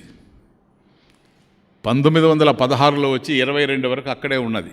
అంటే 6 సంవత్సరాలు బిడ్డ దగ్గరే ఉన్నది. కానీ ఆమెతో ఎప్పుడూ మాట్లాడినవాడు కాదు. ఒక్కొక్కసారి ఆమె అనేదట, నేను తల్లి కావడం వల్ల ఈ కర్మ అయిపోయింది, నేను కనుక తల్లి కాకుండా ఉండుంటే అందరితో మాట్లాడినట్టు నాతో మాట్లాడేవాడేమో అని. కానీ ఎందుకో అంటే మాట్లాడితే మళ్ళీ ఆమె బహిర్ముఖం అయిపోతుందేమో అనేటువంటి ఉద్దేశంతో జన్మనిచ్చినటువంటి తల్లికి మోక్షాన్ని ప్రసాదించాలని అభిప్రాయపడినటువంటి రమణ మహర్షి ఆవిడతో మాట్లాడేవాడే కాదు. ఆవిడలో వైరాగ్యం బాగా పెరిగిపోయింది. తీరా 1922 ఆమె మరణించబోయే ముందు ఇది 2 సార్లు చేశాడు రమణ. లక్ష్మవ్వ అని చెప్పాను చూచారా, చెబుతా. ఆవిడకి ఒకసారి చేశాడు, మళ్ళీ తల్లికి ఒకసారి చేశాడు. ఇంకా ఆమె చనిపోతాదనగా మహర్షి దగ్గరగా వచ్చాడు. ఎవరు వచ్చి చెప్పారు, అమ్మ సీరియస్ కండిషన్లో ఉంది భగవాన్ అని అంటే నేరుగా లేచి మెల్లగా అక్కడికి వెళ్ళి అక్కడ కూర్చొని ఒక చెయ్యి ఆమె తల మీద పెట్టి, ఒక చెయ్యి ఆమె హృదయంలో మీద పెట్టి చెస్ట్ మీద అలాగే ఒక అర్ధగంట సేపు ఉన్నాడు. అంటే ఆమె ఎన్ని జన్మలకి అనుభవించాల్సి ఉందో, ఎంత సంచితం ఉందో, ఎంత ప్రారంధం ఉందో అది అంతా కూడాను ఆ అర్ధగంటలో అనుభవించేటట్టుగా చేసేసాడు. అంతే, ఇంకేం లేదు. Only ½ an hour. ఆ తర్వాత చేతులు తీసి మీరు పోయి భోంచేయండి, ఎందుకంటే అమ్మ మోక్షానికి పోయింది, మైల లేదు, మీరు స్నానం చేయకపోయినా పోయి భోంచేయచ్చు, ఎందుకంటే ఆమెకు మైల లేదు అని చెప్పాడు. ఇది అప్పుడు తల్లికి ఇచ్చినటువంటి మోక్షం. ఆ తర్వాత ఆశ్రమం అట్లా నడుస్తూ ఉండింది. ఒకరోజు ఎక్కడిదో తెలియదు కానీ ఒక ఆవు వచ్చేసింది. ఎవరిదో తెలియదు, తెలుసుకుందామంటే కూడా అర్థం కావడం లేదు. అది పోదు, ఎక్కడికి ఎవరు వచ్చి క్లెయిమ్ చేయడం లేదు, అలా ఉండిపోయింది. అది ఇచ్చినటువంటి పాలే తాగుతాడు రమణ. ఎప్పుడు వచ్చి ఆయన కూర్చొని చూస్తూ ఉండేది. ఆవు చనిపోయేటువంటి పరిస్థితి వచ్చింది. ఇప్పుడు కూడా అక్కడ లక్ష్మీ సమాధి అని ఆవు బొమ్మ ఉంటుంది. ఆవు బొమ్మ పెట్టి ఓ సమాధి ఉంటుంది అక్కడ. అంటే ఆ గోవు చనిపోయే ముందు ఒక ½ అన్ అవర్ ముందు అట్లా వెళ్ళి తల్లికి ఏ విధంగా అయితే మోక్షాన్ని ఇచ్చాడో అట్లాగే ఆ గోవు దగ్గర కూర్చొని మోక్షాన్ని ఇచ్చాడు. ఇది చూసి ఆశ్చర్యపోయి అడుగుతారు భక్తులు. అప్పుడు ఒక సమయంలో అంటాడు కావ్యకంఠ గణపతి మునితో, నేను స్కందగుహలో ఉండేటప్పుడు లక్ష్మవ్వ అని నాకు అంబలి తీసుకొచ్చి పోసేది, ఆ అంబలి తాగేవాడిని నేను. ఆమె చనిపోయింది, అప్పటికే వృద్ధురాలు. ఆమె చనిపోయిన తర్వాత నా మీదనే ప్రేమతో, నా మీదనే మనసంతా పెట్టుకొని మళ్ళీ గోవై పుట్టింది. ఆమె ఈ లక్ష్మి. కాబట్టి అప్పుడు నాకు సేవ చేసింది, ఇప్పుడు నాకు పాలిస్తూ ఉంది. కాబట్టి ఈమెను ఏ విధంగా అయినా సరే ఉద్ధరించాలి అనుకున్నాను. ఏదో నేను చేయాల్సింది చేశాను. ఆమె కూడా మోక్షానికి పోయింది అన్నాడు. అంటే పశుపక్షాదుల్లో కూడాను మోక్షాన్ని ప్రసాదించినటువంటి వాడు. అంటే రమణ మహర్షి, నేను మీకు ఉపదేశాలను చెప్తున్నంత వరకు ఆయన జీవితంలో సంఘటనలు చెప్తూ ఉంటాను, కానీ మధ్య మధ్యలో సందర్భానుసారంగా రమణ మహర్షి ఒక్క మాట మాత్రం అంటూ ఉండేవాడు.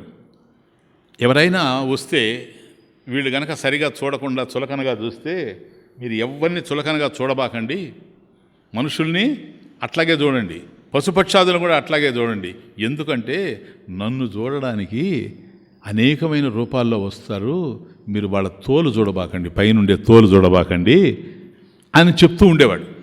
ఇది అందువల్ల ఆ లక్ష్మి కూడాను, అంటే ఆ లక్ష్మవ్వే ఈ లక్ష్మీ రూపంలో వస్తే ఆమె మోక్షాన్ని పొందింది కనుక ఇప్పుడు మనకు రమణాశ్రమంలో ఆ లక్ష్మీ సమాధి కూడా ఉంటుంది.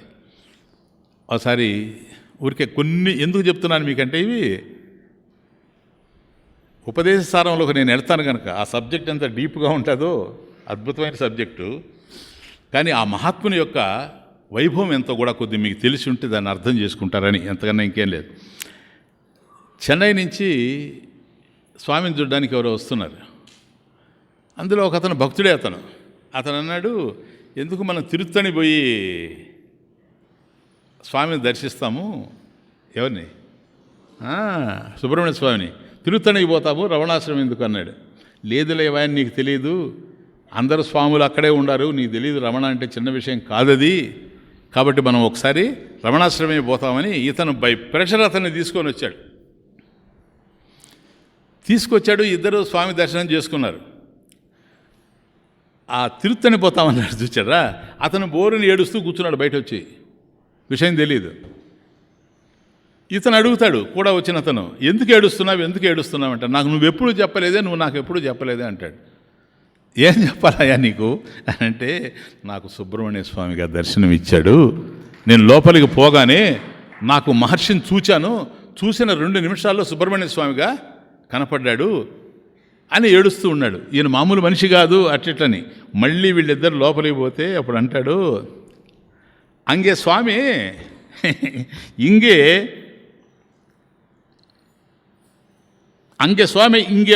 వందరికారు, అంగే స్వామి ఇందే వందరికారు. అయ్యా, అక్కడున్నటువంటి స్వామి ఇక్కడ ఉన్నాడని అరవాయిని చెప్తాడు. అక్కడ ఏ స్వామి అయితే ఉన్నాడో ఆ స్వామి ఉన్నాడని. అంటే ఏమని అర్థం చేసుకోవాలి రమణని? ఈ మాత్రం ఒక్కసారి రాగానే అతనికి ఇంత భాగ్యం కలిగింది అంటే అతనికి ఎంత ఉందో వెనక బ్యాక్గ్రౌండ్. కాబట్టి ఇవన్నీ కూడా మనకు అర్థమయ్యేటువంటివి కావు. ఎవరెవరికి అంటే సముద్రంలో ఏ గ్లాసును ముంచితే దానికి ఎంత నీళ్లు రావాలనో అంతే ఎట్లాగైతే వస్తాయో, మహర్షి దగ్గరకు పోయేటువంటి వాళ్ళలో కూడాను వాళ్ళ సంస్కారాలను బట్టి ఆయన యొక్క కృపని అందుకుంటూ పోయేటువంటి వాళ్ళు. స్కంద గుహ అని ఉంది కదా, ఆ స్కంద గుహ పైన ఉండేది. చుట్టూ గిరి ప్రదర్శన చేస్తారు. అరుణాచలం గిరి ప్రదర్శన అది చాలా పుణ్యకార్యమని చేస్తూ ఉంటారు, అందరు చేస్తూ ఉంటారు. పోతూ ఉంటే రమణ మహర్షితో కూడా పోతూ ఉంటే అందరికీ అనుభవాలే. ఇప్పుడు మనుషులకి ఈ విధంగా కలిగిందంటే మనం అర్థం చేసుకోగలం. అక్కడ ఒక్కొక్కసారి ఆగి మహర్షి అందరూ పోతూ ఉంటే అట్లా కొంత దూరం పోయి ఉండండి వస్తానని అట్లా పోతాడు. పోతే ఆ పొదల్లో నుంచి ఓ పాము వస్తుంది, ఓ త్రాచుపాము వస్తుంది. దాన్ని చూస్తానే భయపడిపోతారు వీళ్ళు. అప్పుడు స్వామి వంగి దానికి ముళ్ళు గుచ్చుకొని ఉంటే ముళ్ళు తీసి దాంతో అంటాడు, అవునయ్యా, నీతో నేను అప్పుడు చెప్పాను కదా నువ్వు అట్లా పోవద్దని, అక్కడికి ఎందుకు పోయావు నువ్వు, అక్కడంతా ముళ్ళు ఉంటాయి కదా అంటాడు. అంటే ఈయన స్కందగుహలో ఉండేటువంటి రోజుల్లో ఫ్రెండ్స్ వీళ్ళంతా. ఇప్పుడు అర్థమవుతుంది రమణ అంటే ఏమిటో. కాబట్టి కేవలం ఒక ఆశ్రమానికి పరిమితమైన వాడు కాదు, ఒక దేహానికి పరిమితమైన వాడు కాదు, సర్వ ప్రపంచంతో కూడాను అది ఏకీభూతం అయిపోయినటువంటి ఒక అద్భుతమైనటువంటి, ఎప్పుడు కూర్చొని ఉండేవాడు అంతే. ఆయన ఏం బోధ చేసేవాడు కాదు, ఎవరైనా అడిగితే చెప్పేవాడు. ఏదన్నా అడిగితే చెప్పడమే కానీ గ్రంథాలు కానీ బోధలు కానీ ఏమీ లేదు. ఎప్పుడు అలా కూర్చొని చూస్తూ ఉండేవాడు. That is enough. అది అన్ని పనులు చేసి పెడుతుంది. ఏది ఆయన దృష్టి కనుక పడితే. ఒకరోజు కుక్క వచ్చి ఊరికే తిరుగుతుంది. దాన్ని ఎన్నిసార్లు తిరిగినా కూడా పరిగెత్తుకుంటూ వచ్చేది. మహర్షి కాళ్ళు పట్టుకొని ఇటు అంటుంది, గోకుతుంది. చూసి అక్కడ ఉండేటువంటి వాళ్ళంతా కూడా తరమను మొదలుపెట్టారు దాన్ని. అది ఎంత తరిమినా ఇటు పోద్ది, మళ్ళీ ఇటు వస్తుంది, అటు పోద్ది, ఇటు వస్తుంది, మళ్ళీ వచ్చి కాలు ఇటు అంటుంది. కొంతసేపు ఊరుకున్నాడు మహర్షి. ఆ తర్వాత వాళ్ళు కర్ర ఎత్తుకొని వచ్చారు. ఆగండి అయ్యా, ఏం తెలుసని ఇప్పుడు కర్రతో కొట్టబోతారు దాన్ని, కూర్చోండి రావయ్యా అని. ఏంలే, మద్రాసుకు పోయారు, ఆడ పోయిన పని కాల, వాళ్ళు ఎల్లుండి సాయంత్రం వస్తారు, సరేనా, అర్థమైంది కదా, పో ఇంటికి పోయి ఇళ్ళు జాగ్రత్తగా చూసుకుంటా ఉండని చెప్పాడు ఆ కుక్కకి. ఇంతగా ఎవరంటే ఒక యజమాని వస్తూ ఉండేవాడు ప్రతిరోజు స్వామి దర్శనానికి. వాళ్ళ ఇంట్లో ఉండే కుక్క వాళ్ళకు కూడా వస్తూ ఉండేది రోజు. ఇప్పుడు 4 రోజులు అయిపోయింది, యజమాని కనపడడం లేదు, యజమానురాలు కనపడడం లేదు. వాళ్ళు ఏమయ్యారని మహర్షి దగ్గరికి వస్తుంది. చూడండి కుక్కకి ఎంత జ్ఞానము. ఏమి ఆయన సన్నిధిలో ఇట్లాంటివి జరుగుతూ ఉండేటివి అద్భుతమైనటువంటి విభూతులు. కానీ అది ఎందుకు వచ్చిందో మహర్షికి తెలుసు. సరేనా, వాళ్ళేం చెప్పిపోలా ఈయనకి మేమేమి మెడ్రాస్ పోతున్నామని. తర్వాత అట్లాగే ఈయన చెప్పినట్టుగా 2వ రోజు సాయంత్రం వాళ్ళు తిరిగి వచ్చారు. ఈ కుక్కకి చెప్తాడు, వాళ్ళు తిరిగి వస్తారు, నువ్వు పోయి అట్లా హ్యాపీగా ఉండు అని. ఉత్తర హిందుస్థానంలో ఒక కోటీశ్వరులు ఉండేవాళ్ళు. వాళ్ళకు ఒక పిల్లవాడు కలుగుతాడు. ఆ పిల్లవాడు కలిగినప్పుడు వాడికి హరోస్కోప్ రాయిస్తారు, జాతకం. చాలా గొప్పవాడు రాశాడు జాతకం. అతను జాతకం రాసి లాస్ట్లో అంటాడు, ఈ అబ్బాయికి 20 సంవత్సరాల వయసు వచ్చేటప్పటికి పక్షవాతం వస్తుంది, కాళ్ళు చేతులు పడిపోతాయి. కానీ ఒక జ్ఞాని దర్శనం కనుక అయితే మళ్ళీ వచ్చేస్తాయి, జ్ఞాని దర్శనం అయితే మళ్ళీ వస్తాయి అని దాంట్లో రాసి పెట్టాడు. కరెక్ట్గా అతను రాసినట్టే జరిగిపోయింది. 20 సంవత్సరాల వయసు వచ్చేటప్పటికి ఆ పిల్లవాడికి పక్షవాతం వచ్చేసింది, కాళ్ళు చేతులు రెండూ పడిపోయినాయి. అప్పుడు ఆ పిల్లవాడిని తీసుకొని భారతదేశంలో, ఎందుకంటే మహాత్ములకి నిలవైనటువంటి ఈ భారతదేశంలో ఎవరెవరు ఎక్కడెక్కడ మహాత్ములు ఉండాలని చెప్పారో అన్ని చోట్లకు పోయి ఈ పిల్లవాడిని చూపెట్టారు. కానీ ఎక్కడా వీలు కాలే. ఇంకా మానేసుకున్నారు ప్రయత్నం, ఇంకా లాభం లేదు అని మానేసుకుని ఉంటే ఎవరో వాళ్ళ ఇంటికి ఒక చుట్టం వచ్చండి, ఏమండి ఇదంతా తిరిగాము ఇట్లా అయింది అని చెప్తే, మీరు సౌత్లో అరుణాచలం అని ఉంది, తిరువణామలై అని, అక్కడ రమణ మహర్షి అని ఒక జ్ఞాని ఉన్నాడు, ఆయన దగ్గరికి మీరు పోయారా అని అడిగారు. ఇంకా పోలేమండి, తిరిగి తిరిగి తిరిగి అయిపోయింది, భారతదేశం అంతా తిరిగాము, ఒక సౌతే కాదు మేము తిరగని ప్రదేశమే లేదు, ఎక్కడెక్కడ జ్ఞాని ఉన్నాడంటే అక్కడికంతా పోయి చూసాము, కానీ మా వల్ల కాలేదు, ఇంకా తిరిగి ఉపయోగం లేదని. అప్పుడు ఆయన అంటాడు, మరి ఇన్ని చోట్లకి తిరిగారు కదా, ఇంకొక చోటకి తిరిగితే వచ్చే నష్టమే ఉంది? నా మాట వినండి, నేను చెప్తున్నా, మీరు ఆ ఒక్క మహాత్ముడిని చూడండి చాలు. సపోజ్ ఆయన వల్ల కాలేదనుకోండి, ఇంకా ఎవరి వల్ల కాలేదని అర్థం అని చెబితే ఎట్లా ప్రయత్నం చేస్తామని డబ్బు గల వాళ్ళే అక్కడి నుంచి బయలుదేరి వచ్చారు. రమణాశ్రమం వచ్చిన తర్వాత ఆ పిల్లవాడిని ఒక వీల్ చైర్లో కూర్చొని పెట్టి, ఎందుకంటే నడవలేడు, కాళ్ళు చేతులు రెండు పడిపోయినాయి. అప్పుడు మెల్లగా తీసుకొని వస్తారు. మహర్షి అడు కూర్చొని ఉంటాడు సోఫాలో, చుట్టూ కొంతమంది భక్తులు కూర్చొని ఉంటారు. తీరా అక్కడికి తీసుకొని వచ్చి ఆ గదిలోకి తీసుకొని వచ్చిన తరువాత అట్లా వదులుతారు. ఈ పిల్లవాడు తదేకంగా మహర్షిని చూస్తూ ఉంటాడు. చెయ్యి కూడా కదలదు కదా, నమస్కారం కూడా పెట్టలేడు వీడు. మహర్షి వాడిని అలాగే చూస్తూ ఉంటారు. ఈ పిల్లవాడు మహర్షిని చూస్తున్నాడు తదేకంగా, మహర్షి పిల్లవాడిని చూస్తూ ఉన్నారు. 5 minutes ఎవరు పిన్ డ్రాప్ సైలెన్స్, ఎవ్వరేం మాట్లాడడం లేదు, వీళ్ళిద్దరే ఒకరినొకరు చూస్తూ ఉన్నారు. ఆ తర్వాత ఈ పిల్లవాడు మెల్లగా అట్లా చెలిస్తూ పైకి లేచాడు, వీళ్ళ చైర్లో నుంచి పైకి లేచాడు. అద్భుతాలు, అనూహ్యమైనటువంటి విషయాలు. లేచి ఈ కాళ్ళు లేచాయి కదా, కాళ్ళు పడిపోయినాయి కదా, కాళ్ళు లేచాయి, చేతులులా ఆటోమేటిక్గా ఇట్లా మహర్షికి నమస్కరించి మెల్లగా నడుస్తూ మహర్షి దగ్గరికి వెళ్ళి వాడు జేబులో ఉండే కాగితం ఒకటి తీసి మహర్షి చేతిలో పెడతాడు. మహర్షి దాన్ని చదువుకొని ఆ పక్కన పెడతాడు. ఆ తర్వాత భక్తులు అడుగుతారు, ఏంటి ఆ పిల్లవాడు ఇచ్చిందని. ఏం లేదు, ఈ పిల్లవాడికి 20 సంవత్సరాల వయసు వచ్చేటప్పటికి పక్షవాతం వస్తుందని జాతకంలో రాశారట. ఏదన్నా జ్ఞానిని కనుక చూసినట్లయితే ఆ జ్ఞాని దృష్టి పడితే ఇతనికి వస్తాయని అది నాకు ఇచ్చాడు అంటాడు. ఎంత తేలిగ్గా చెబుతాడంటే అది ఇప్పుడు మీకు అర్థమవుతుంది రమణ మహర్షి ఏ స్థాయి వాడా. మళ్ళీ ఆ పిల్లవాడు నడిచేపోయాడు, ఇంకా లేదు, ఆ వీల్ చైర్ వాడు పడేశారు, వాడు నడిచేపోయాడు, ఆరోగ్యంగానే ఉన్నాడు.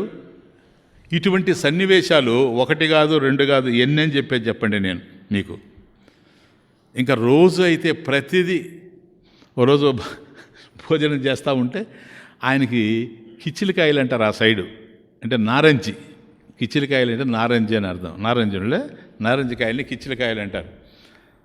నిరంజనానంద స్వామిని స్వామి యొక్క తమ్ముడే ఆయన అక్కడే ఉండేవాడు, ఆశ్రమంలోనే సన్యాసం తీసుకొని ఆశ్రమాధిపతిగా ఆయనే చూసుకుంటుండేవాడు. ఈయనేం పట్టించుకునేవాడు లేడు. ఈయన గోచి ఈయన. అప్పుడు ఆయన అడిగాడు, కిచిలికాయ ఊరగాయ ఉందా అని అడిగాడు. ఆడ కిచిలికాయనే అంటారు. అప్పుడు పాపం లేకపోయేటప్పటికీ నిరంజనానంద స్వామి చాలా బాధపడిపోయి, అయ్యో మహర్షి లేక అడిగాడు, మనం ఇవ్వలేకపోయినామే అని అనుకొని మరుసటి రోజే ఉత్తరం రాశాడట ఏలూరుకి. ఏలూరులో భక్తుడు ఉంటే ఆయనకి రాసి కిచిలికాయలు తొందరగా ఒక గంప పంపించాల్సింది. కానీ అక్కడ ఎట్లంటే పద్ధతి ఏమో నాకు విచిత్రం. మన ఆశ్రమంలో కూడా జరుగుతుంది. అది తెలిసి జరగడం కాదు, ధవళేశ్వరం నుంచి జరుగుతుంది. టపాలు ఏ రోజైనా సరే, పోయే టపాలు వచ్చే టపాలు నేను చూడాలి మొదట. నాకు అలవాటు అది. టపాలు వస్తానే నా దగ్గరకు వస్తుంది, నేను చూసి పంపిస్తాను వాళ్ళకి. మహర్షి అట్లాగే ఉండేవాడు. ఆయన టపాలు ఆయన చూడాల్సిందే. ఈయన రాసిన లెటర్ చూచి వెంటనే నిరంజనానంద స్వామిని అన్నాడు, ఏమిటయ్యా ఆయనకి రాయమన్నాను నిన్ను అని ఈసిరి వేశాడట తమాషగా. ఆ పక్కన భక్తుల మీద పడింది అది. ఈ లోపల ఒక 5 నిమిషాలు కూడా కాలేదు, అందరు అక్కడే ఉండారు. ఒక 2 బుట్టలు తీసుకొని ఎవరో వచ్చారు. బుట్టలు తీసుకొని వచ్చిన తర్వాత అక్కడికి తీసుకొని రావాలా, మహర్షి దగ్గరికి తీసుకొని రావాలా, తర్వాత కిచెన్లోకి తీసుకుపోవాలా. అది తీసుకొచ్చి పెట్టిన తర్వాత తీసుకుపోండి అన్నాడు. తీసుకుపోయారు. తర్వాత అంటాడు మహర్షి, ఆ వచ్చినవి కిచ్చిలికాయలేమో చూసి, దాంట్లో 2 బుట్టలు వచ్చాయి కదా, అందులో ఒకటి కాయలు అయి ఉంటాయి, ఒకటి పండ్లు అయి ఉంటాయి. అదే కనుక అయితే ఆ పండ్ల బుట్టలు ఇక్కడికి తీసుకొని రండి, కాయలు వాళ్ళకి ఇచ్చేసేయండి, ఊరగాయ పెట్టుకుంటారు అని. అలా పోయి చూస్తే కిచ్చిలికాయల బుట్టలే 2, ఆ పచ్చికాయల బుట్ట ఒకటి, పండ్లది ఒకటి. పండ్లది ఇక్కడ తీసుకొచ్చి ఇస్తే అందరికీ పంచాడట.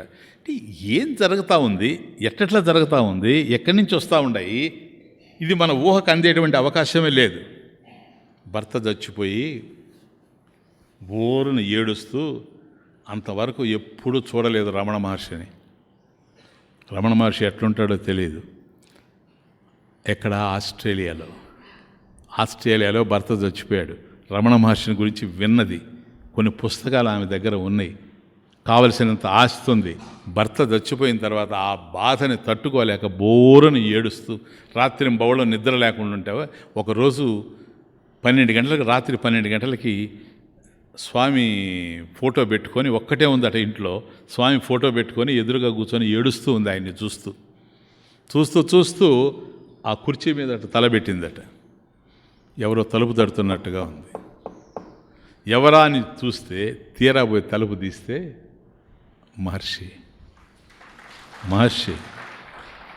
ఆస్ట్రేలియాలో మెల్లగా కర్రని మోటించుకుంటూ వెళ్ళి కూర్చొని, ఎందుకు ఏడుస్తావి, ఏం పోయింది, నా భర్త చచ్చిపోయినాడు, పోయింది ఏముంది, దేహమే కదా పోయింది కదా. నీకు ఒక మాట చెప్తాను, వింటావా, అది ఉన్నప్పుడు కూడా పోయిందే, అది తెలుసా నీకు. ప్రాణం ఉన్నప్పుడు కూడా దేహం చచ్చిందే అని అంటాడు. ఎందుకని, దానికి చైతన్యం ఏముంది. కాబట్టి కేవలం చైతన్యం యొక్క ఛాయ దాని మీద పడడం వల్ల, ఆత్మ ప్రకాశం వల్ల అదట కదులుతూ ఉంది. కానీ ప్రాణం ఉన్నప్పుడు కూడా అది చచ్చిందేను. కాబట్టి చచ్చిన దానికోసం ఏం ఏడుస్తావు, చచ్చింది ఏం చేస్తుంది మళ్ళీ అని చెప్పేసి ఆవిడ కొద్దిసేపు ఓదార్చి ఆవిడ్ని ఆ మాటలతోనే, స్వామి మాట్లాడుతూ ఉంటే ఆవిడికి ఒక ఉత్సాహము, ఏదో బ్రతకాలనేటువంటి ఆశ, ఇవన్నీ కూడా కదులుతూ ఉన్నాయట. ధైర్యం వస్తూ ఉంది. మహాత్మా ఒక్క గ్లాసు పాలు ఇస్తాను అని అంటే, తీసుకురాపు. లోపలికి వెళ్ళింది, గ్లాసు పాలు తీసుకొని వచ్చింది, భగవానికి ఇచ్చింది. భగవాన్ తాగాడు, అక్కడ పెట్టాడు. అది తీసుకొని లోపలికి వెళ్ళింది పెట్టేసి రావడానికి. మళ్ళీ వస్తే లేడు. ఆమంటది, ఇది కేవలం, ఇది మాటలు కాదు, ఇది మాయ కాదు, భ్రాంతి కాదు, నా కళ్ళారా నేను చూశాను, నేను ఇచ్చాను పాలు, తాగాడు, ఇట్లా జరిగింది అని ఆవిడ చెబితే, భగవాన్ మీరు ఇక్కడే ఉండారు కదా, మరి ఆవిడ అక్కడ కనపడుతుంది అంటాడు. ఎక్కడ ఉండేది అక్కడ ఎక్కడైనా ఉందయ్యా. చూడు, ఒక చోట ఉండేది అన్ని చోట్ల ఉంది. ఏముంది, ఉండేదంతా ఒక్కటే కదా. ఎక్కడున్నా ఆ ఒక్కటే ఉంది, ఇంకేమున్నాయి అంటే ఆయన యొక్క అనుభవం ఆ విధంగా ఉండేది. అట్లాగే ఒకసారి రమణాశ్రమానికి ఒక పాశ్చాత్యురాలు ఒక ఆవిడ వచ్చింది. ఈయన పోతూ ఉంటే ఏది గిరి ప్రదక్షిణం, ఆవిడ కూడా పోయింది. స్కంద గుహ దాటి విరూపాక్ష గుహ దగ్గరకు వచ్చారట. వస్తే అక్కడ కూర్చున్నాడు మహర్షి. అంటే మధ్య మధ్యలో కూర్చుంటూ నడిచేవాడు. నియర్లీ ఒక 15 కిలోమీటర్స్ నడవాలి. అంత ఏజ్లో కదా, 65-70 సంవత్సరాల వయసులో పోతూ ఉండేది. కూర్చున్నాడట. కూర్చుంటే ఆవిడ కూడా ఉంది. ఆ పక్కనే ఒక చలం ఒకటి ఉంది, నీళ్లు ఉండేటువంటి చలం. మహర్షి అలా కూర్చొనే ఉన్నాడు, ఈవిడ అక్కడే ఉంది. ఈ లోపల పులి వచ్చింది. అది ఎట్లొచ్చింది తెలుసా? మహర్షి ఇట్లా కూర్చున్నాడు కదా, ఈ వైపు నుంచే పోయింది, ఆయన కాళ్ళ దగ్గర నుంచే ఆ చలంలో దిగింది, నీళ్లు తాగుతూ ఉంది. ఆ వైపు నుంచి జింక ఒకటి వచ్చింది, అది నీళ్లు తాగుతుంది. ఇవన్నీ ఫొటోస్ కూడా ఉన్నాయి రమణాశ్రమంలో, ఈ ఫోటోలు కూడా ఉన్నాయి. ఆ రోజుల్లో ఫోటోలు తీశారు. అవి నీళ్లు తాగుతూ ఉన్నాయి. ఈవిడ భయపడిపోయి వెనక్కి వెళ్ళింది. అప్పుడు అంటాడు రమణ, దేనికి భయపడుతున్నావే? చూడు, పులి వచ్చేసిందని మనం భయపడతాము, మనిషి ఉండాడని అవి భయపడతాయి, ఇంకేమి లేదు. కాబట్టి పులి వచ్చిందని మనం భయపడకపోతే మనిషి ఉన్నాడని అవి భయపడవు. ఒకరిని చూసి ఒకరు భయపడాల్సిన అవసరం లేదు. ఉండేది ఒకే వస్తువు అని చెబుతూ వాటిని చూసి, ఆ పులిని చూసి ఆమె భయపడుతుంది. మీరు పోండి, మీరు పోయి మళ్ళీ వచ్చి తాగుతారు, కానీ మీరు పోండి అంటే ఆ పులి తల ఉంచుకొని పోతూ ఉందట. అంటే పులులు మాటింటాయి. వాళ్ళ తల్లి అలగమ్మలు చూస్తుంది ఒకసారి విరూపాక్ష గుహ దగ్గర. వాళ్ళ తల్లే చూచింది, బెత్తరపోయింది. ఆమె ఏం చేయాలని అర్థమే కాలేదు. ఎందుకో తెలుసా? స్వామి కూర్చొని ఉన్నాడట, ఆమె స్వామి కోసం వస్తూ ఉంది, ఊరికే దర్శనార్థమే వస్తూ ఉంది. ఆయన ఒక్కడే కూర్చొని ఉన్నాడు బండ మీద. ఈ వైపు నుంచి పాములు పోతున్నాయట 2-3, మెడ చుట్టూ ఒకటి తిరిగి ఉందట, కిందకు ఒకటి జారుతూ ఉందట. ఈ దృశ్యాన్ని చూచింది పాములు. వాటంతట అవి ఆయన పాటికి ఆయన దృష్టిలో ఆయన ఉంటే చెలించకుండా వీటి పాటికి ఆయన దేహం మీద అవి తిరుగుతూ ఉండేటువంటి దృశ్యాన్ని అలగమ్మాలు చూచింది. తేళ్లు తిరుగుతూ ఉంటే చూచారు చాలామంది. పులులు ఆయన పక్కనే ఉండడం చాలామంది చూచారు. ఉడతలు అయితే ఇక చెప్పనవసరం లేదు. ఉడతలు అది పనిగా ఆయన మీద తిరుగుతూ ఉంటాయి. అదే మనకైతే ఎంత అలర్జో చెప్తాను. అన్నిటికి కూడాను ఆయన దగ్గర స్థానం ఉంది. అన్నిటితో కూడాను ఆయన మమేకమైనటువంటి పరిస్థితి ఉంది. కాబట్టి పరమేశ్వరుడు ఈశావాస్యమిదం సర్వం యత్కించ జగత్యాం జగత్ అని ఏదైతే మనం అంటూ ఉన్నామో అన్ని చోట్ల ఉన్నాడని ఓసారి విరూపాక్ష గుహలో ఉండేటప్పుడు జ్ఞాపకం వస్తుంది. ఆ లోపల స్వామి ఉంటే బోరని ఏడుస్తూ కిచకిచమంటూ కోతులు, ఒక 50 కోతులు వచ్చాయి. అప్పుడు స్వామి ఏందిరా ఇది శబ్దం అని బయట వచ్చాడు. ఆయన కూడా ఉండేటువంటి భక్తులు కూడా ఉన్నారు, వాళ్ళు కూడా వచ్చారు బయటికి. తీరా వచ్చిన తర్వాత ఒక 50 కోతులు ఉన్నాయి. అవి ఏడుస్తూ ఉన్నాయట, విపరీతంగా ఏడుస్తూ ఉన్నాయట. అది కిచకచ, అన్ని కళ్ళల్లో నీళ్లు ఉన్నాయట. ఇంతకీ ఏందని చూస్తే ఓ పెద్ద కోతి ఒకటి చచ్చిపోయింది. ఆ కోతిని తీసుకొని వచ్చారు, అవన్నీ కలిసి. అప్పుడు భగవాన్ వెళ్ళి వాటి మధ్యలో కూర్చొని, చూడు, చావు అనేటువంటిది సహజం, మీరు ఏడవడం కూడా సహజమే. ఆయన అంత గొప్పవాడు కదా, ఆయన అంత మంచివాడు కదా, ఆయన అంత సాత్వికుడు కదా, ఆయన భక్తుడు కదా. ఆయన మరణిస్తే మీరు దుఃఖించడం అది న్యాయమే. కానీ దుఃఖించినంత మాత్రాన పోయినోళ్ళు వస్తారా? కాబట్టి మీరందరూ కలిసి ఇప్పుడు మీ మనసుల్లో భజనలు చేసుకుంటూ భగవన్నామం చేసుకుంటూ ఆయన యొక్క ఆ చివరి కార్యం ఏదైతే ఉందో దాన్ని మీరు నెరవేర్చాల్సిందే. కానీ ఈ విధంగా దుఃఖించడానికి అవకాశం లేదంటే అవన్నీ మళ్ళీ ఆ కోతిని ఎత్తుకొని పోయినాయట. ఇది ఎక్కడైనా ఉందా ఈ విధంగా జరగడం? కాబట్టి రమణ మహర్షి జీవితంలో ఏమేం జరిగాయి అని కనుక చెప్పడానికి కనుక ప్రయత్నం చేస్తే ఇట్లా ఎన్నైనా చెప్పుకుంటూ పోవచ్చు. 1938-39లో చాతుర్మాస్య వ్రతం చేశారు పరమాచార్యులు, కంచి పరమాచార్యులు నెల్లూరులో చాతుర్మాస్య వ్రతం చేశారు. అంటే 4 months నెల్లూరులోనే ఉన్నారు కంచి పరమాచార్యులు, పెద్ద ఆయన చంద్రశేఖరేంద్ర భారతి. అప్పుడు అక్కడ ఒక పిల్లవాడు ఉండేవాడు, వాడు మతి భ్రమణంతో ఉన్నాడు. వాడిని పిచ్చివాడు అంటుండేవాళ్ళు అందరూ కూడాను. అప్పుడు తల్లిదండ్రులు ఆయన దగ్గరికి తీసుకెళ్ళి ఏడుస్తూ ఇట్లా పిచ్చివాడు అంటున్నారు బిడ్డని అని చెప్పేసి అంటే స్వామి అన్నాడట, ఆహా అంటున్నారా, అయితే పని చేయండి మీరు. కంచిస్వాములు వారు పెద్ద ఆయన తిరువణ్ణామలై తీసుకెళ్ళి, అప్పుడు మహర్షి ఉన్నారు, నేను చెప్పేది 38, 39 ఆ ప్రాంతం విషయం. మహర్షి నిర్యాణం చెందింది 50లో, 1950, సరేనా. అప్పుడు మహర్షి దగ్గర తీసుకుపోండి అని చెప్తే మహర్షి దగ్గరికి తీసుకొని వస్తే చెప్పారట తల్లిదండ్రులు ఏడుస్తూ, ఇట్లా అంటున్నారు, అందువల్ల ఆచార్యులు వారు మీ దగ్గరికి తీసుకుపోమన్నారు, తీసుకొని వచ్చాము, ఒక వారం రోజులు ఇక్కడ ఉండమన్నారు మీ దగ్గర అంటే, ఉండండి ఏమైంది, మీకు రూమ్ ఇస్తారు ఉండండి అని. ఏమయ్యా నిన్ను పిచ్చివాడు అన్నారా, నన్ను కూడా ఒకప్పుడు పిచ్చివాడు అన్నారు.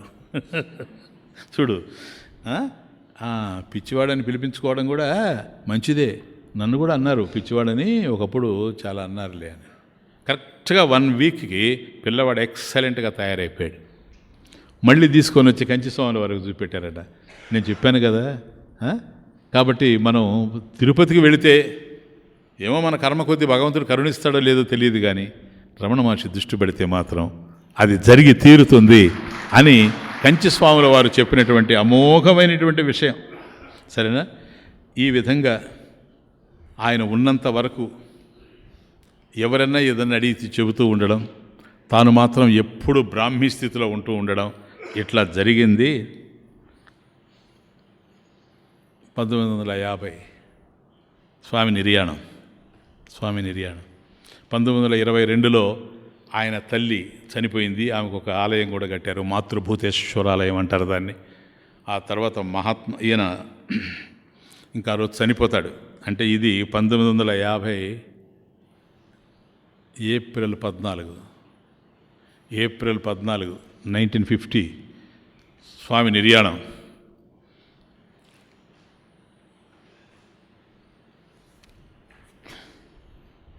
ఆ రోజు దేహాన్ని వదిలిపెట్టేస్తారు.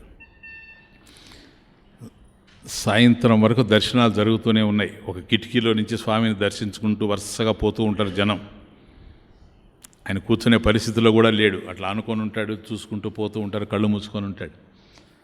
ఆయన్ని చూచేటువంటి డాక్టర్ చెప్తూ ఉంటాడు, ఇంకా క్షణాలేను నిమిషాలేను అని చెప్తూ ఉంటాడు డాక్టర్, ఇంకా ఉండే అవకాశం లేదని.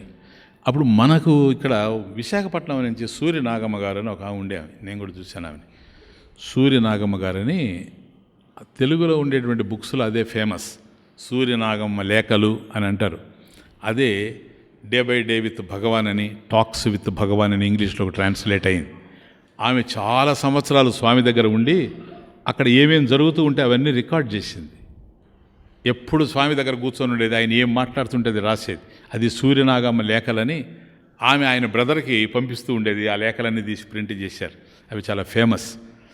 ఈ సూర్యనాగమ్మ ఇంకా జస్ట్ ఒక 2-3 గంటలు చనిపోతారనగా, నిర్యాణం చెందుతారనగా ఎదురుగా నిలబడి అనుకుంటుందట, భగవాన్ అయిపోయిందే, ఇక మీ పరిపూర్ణమైనటువంటి దృష్టి మా మీద పడేటువంటి భాగ్యమే లేదా, మీ అమృతమయమైనటువంటి దృష్టి మా మీద పడదా, ఒక్కసారి భగవాన్ ఒక్కసారి అంటే కళ్ళు తెరవలేడు.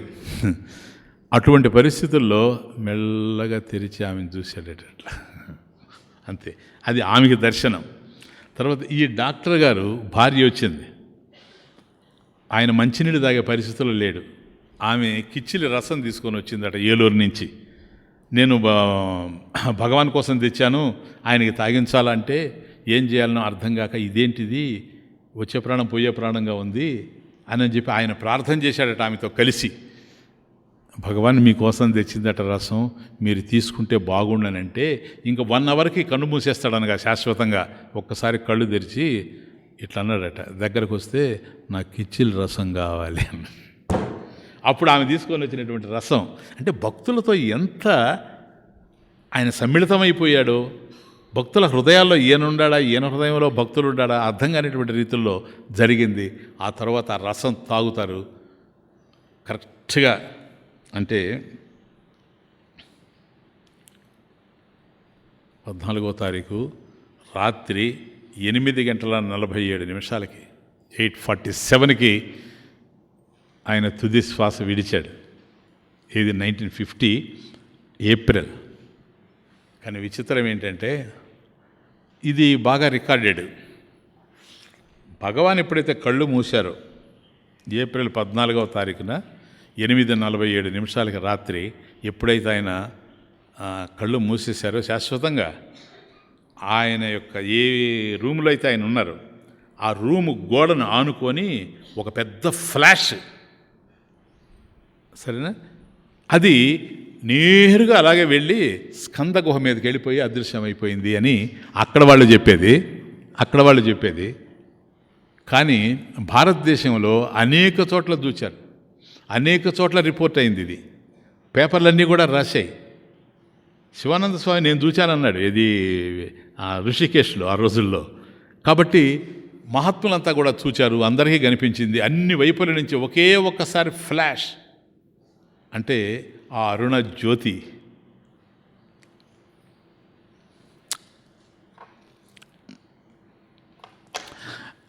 రమణ జ్యోతి అనంత పరమేశ్వరుడు అనంతంగా ఉండిపోయినటువంటి ఆ అద్భుతమైనటువంటి దృశ్యం అది జరిగింది.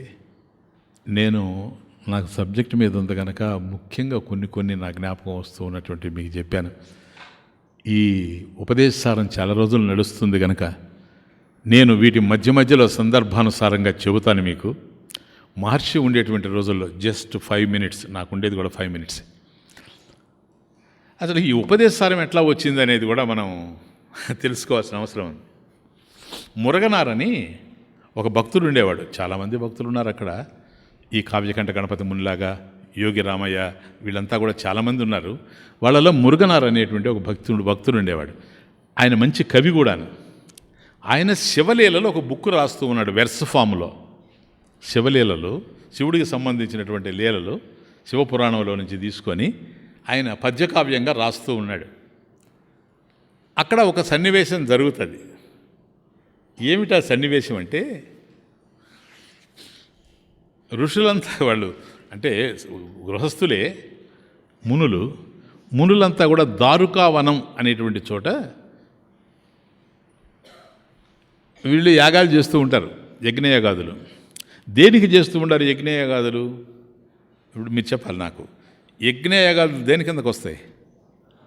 కర్మకాండ కదా, అదే విషయం. కనెక్షన్, ఉపదేశారాన్ని కనెక్షన్.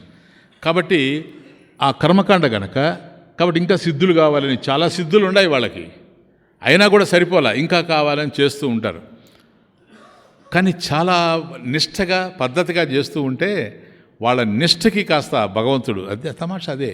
ఎందుకంటే అలౌకిక కర్మఫలం దయ అంటాం కదా, ఆ దయ వాళ్ళ మీద కాస్త కురిపించి వీళ్ళని కాస్త బాగు చేస్తాము, లేకపోతే ఇట్లాగే కర్మకాండలో పడి ఉంటారేమో అని అనుకొని శివుడు వచ్చాడట దారుకావనానికి.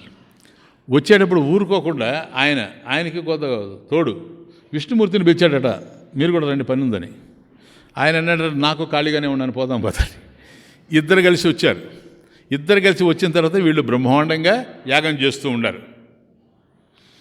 అప్పుడు స్వామి చెప్పాడట, శివుడు, మీరు మోహిని అవతారం ఇంతకుముందు ఎత్తుండారు కదా ఒకసారి, ఈసారి మళ్ళీ ఒకసారి ఎత్తి వీళ్ళని కాస్త కనిపించండి అని. వెంటనే మోహిని అవతారాన్ని ధరించి విష్ణుమూర్తి చక్కటి వాయిస్తో అందంగా పాడుతూ డ్యాన్స్ చేస్తూ, ఎవరు? శ్రీ మహావిష్ణువు. ఈయన డ్యాన్స్ చేస్తే ఎట్టుంటుంది ఇంకా. సో ఇంకా అటువంటి రూపాన్ని ఎప్పుడూ చూడలేదు ప్రపంచంలో. ఎప్పుడైతే ఆ విధంగా ఆయన పాడుతూ డాన్స్ చేస్తూ ఉంటే, ఆయన పోతూ ఉంటే ఋషులంలే, ఇది కర్మకాండ. పోతే పోయినాయి అని యజ్ఞయాగాదులను వదిలేసి అదే పోతా. ఎందుకని మళ్ళీ ఇట్లాంటి అమ్మాయిని చూడబోము. మనం ఇంతవరకు ఎంతమందిని చూసాము, అంతా ముక్కు బాగుంటే చెవి బాగాలేక, చెవి బాగుంటే ఇటువంటి చూసాం, కానీ ఇటువంటి రూపాన్ని ఎప్పుడు చూడలేదు అని అందరూ కలిసి వెళ్ళిపోయారు. వాళ్ళకి దొరకకుండా పోతూ ఉన్నాడు విష్ణుమూర్తి కదా, ఆయన లీలలో జగన్మోహిని అవతారం. పోతూ ఉండారు వాళ్ళని బాగా పోనిచ్చి ఒక దశలో అదృశ్యం అయిపోయాడు. ఎవరు? విష్ణుమూర్తి. అప్పుడు వాళ్ళు అనుకున్నారట, ఇది మాయా ఏమన్నానా, అయినా ఏమి రూపం అబ్బా అని ఒకరికొకరు వర్ణించుకుంటూ తిరిగి అక్కడి నుంచి వచ్చారు. ఈ లోపల ఏం జరిగిందంటే, శివుడు ఇంకా అందమైనటువంటి రూపాన్ని ధరించి, ఈయనకెందుకో, ఆయనకంటే అవన్నీ అలవాట్లు. ఈయన ఇంకా అందమైనటువంటి రూపాన్ని ధరించి ఇక్కడికి వచ్చాడట. ఎక్కడికి? వీళ్ళ ఇళ్ళున్నాయి కదా, ఎక్కడైతే వీళ్ళు ఈ అగ్నిగుండాలు వెనేసుకుని ఉంటారో దూరంగా ఇళ్ళున్నాయి.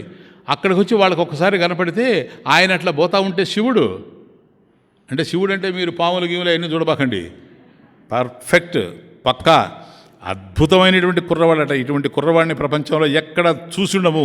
జగన్మోహనాకారుడు ఎవరు? శివుడు. పోతున్నాడట. ఈ భార్యలందరూ చూసి అదే వాళ్ళు అటుపోయినారు, వీళ్ళు ఇటుపోయినారు.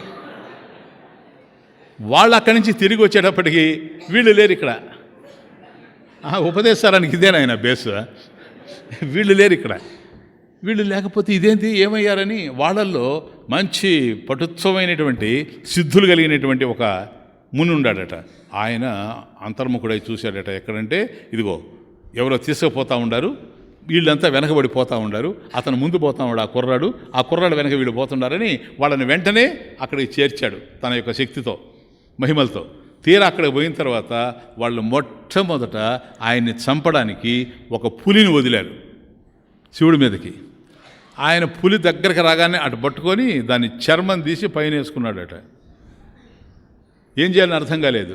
ఒక మదపు టేనుగుని వదిలారు, అదే గజ చర్మాంబరధారి. తర్వాత ఆ గజం వచ్చేటప్పటికి దాన్ని పట్టుకొని దాన్ని చంపేసి దాని పైన ఉండేటువంటి చర్మాన్ని తీసుకొని చుట్టుకున్నాడట పంచిలాగా. ఓ పాముని వదిలారట, భయంకరమైనటువంటి విషసర్పాన్ని వదిలితే దాన్ని మెడలో ధరించాడట. అప్పుడు నిర్ణయానికి వచ్చారట, అమ్మా పరమశివుడు మోసం చేశాం మనం, ఏదో అనుకున్నాం అట్లా ఇట్లని.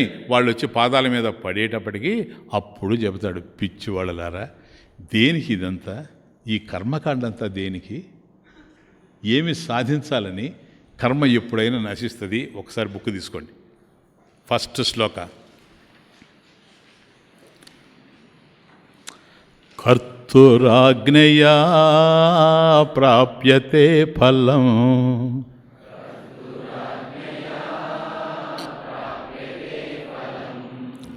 కర్తురాజ్ఞయా ప్రాప్యతే ఫలం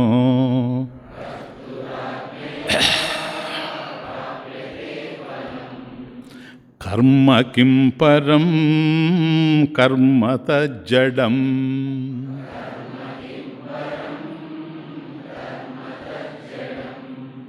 కర్తురాజ్ఞయా ప్రాప్యతే ఫలం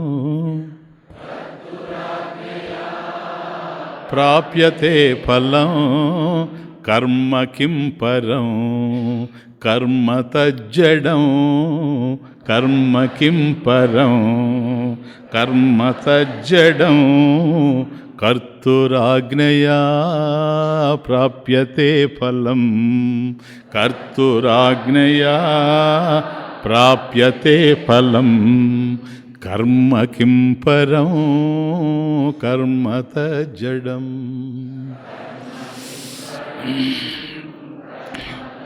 కాబట్టి అనిత్యమైనటువంటి యజ్ఞయాగాదులు ఏవైతే కర్మకాండ ఉన్నదో వేదంలో, ఇవంతా చిత్తశుద్ధికే. కానీ అది కూడాను నీకు మనసుండి చిత్తశుద్ధి కోసం నువ్వు ప్రయత్నం చేస్తే ఈ కర్మ ఉపాసనల వల్ల నీకు చిత్తశుద్ధి చిత్త నైశ్చల్యం ఈ రెండు కలుగుతాయే కానీ జ్ఞానం అనేటువంటిది మాత్రం కలగదు.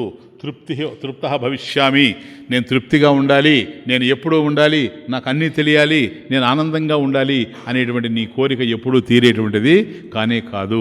అది జ్ఞానం వల్లనే జరగాలి, కానీ ఇంకొక విధంగా జరిగేందుకు అవకాశం లేనే లేదు అని అక్కడ ఆయన చేసినటువంటి బోధ, శివుడు వాళ్ళకు ప్రత్యక్షమయ్యి చేసిన బోధ ఏదైతే ఉందో అది ఉపదేశారం.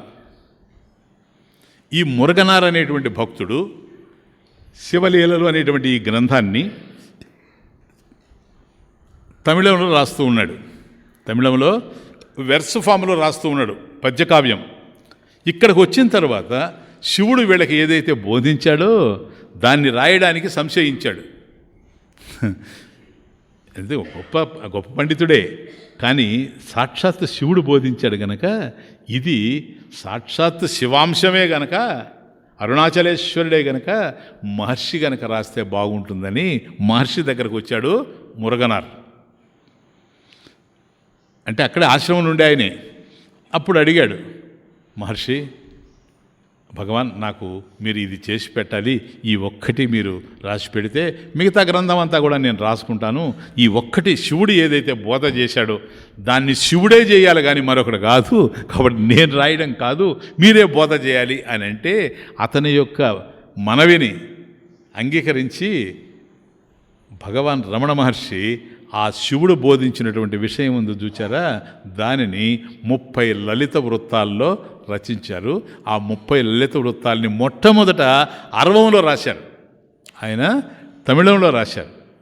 ఆ తమిళంలో రాసిన తరువాత ఇదేమిటో అర్థం కావడం లేదని చాలామంది తెలుగు వాళ్ళు అడుగుతూ ఉంటే దాన్నే తెలుగులో రాశారు మళ్ళీ ఈ 30 లలిత వృత్తాలు.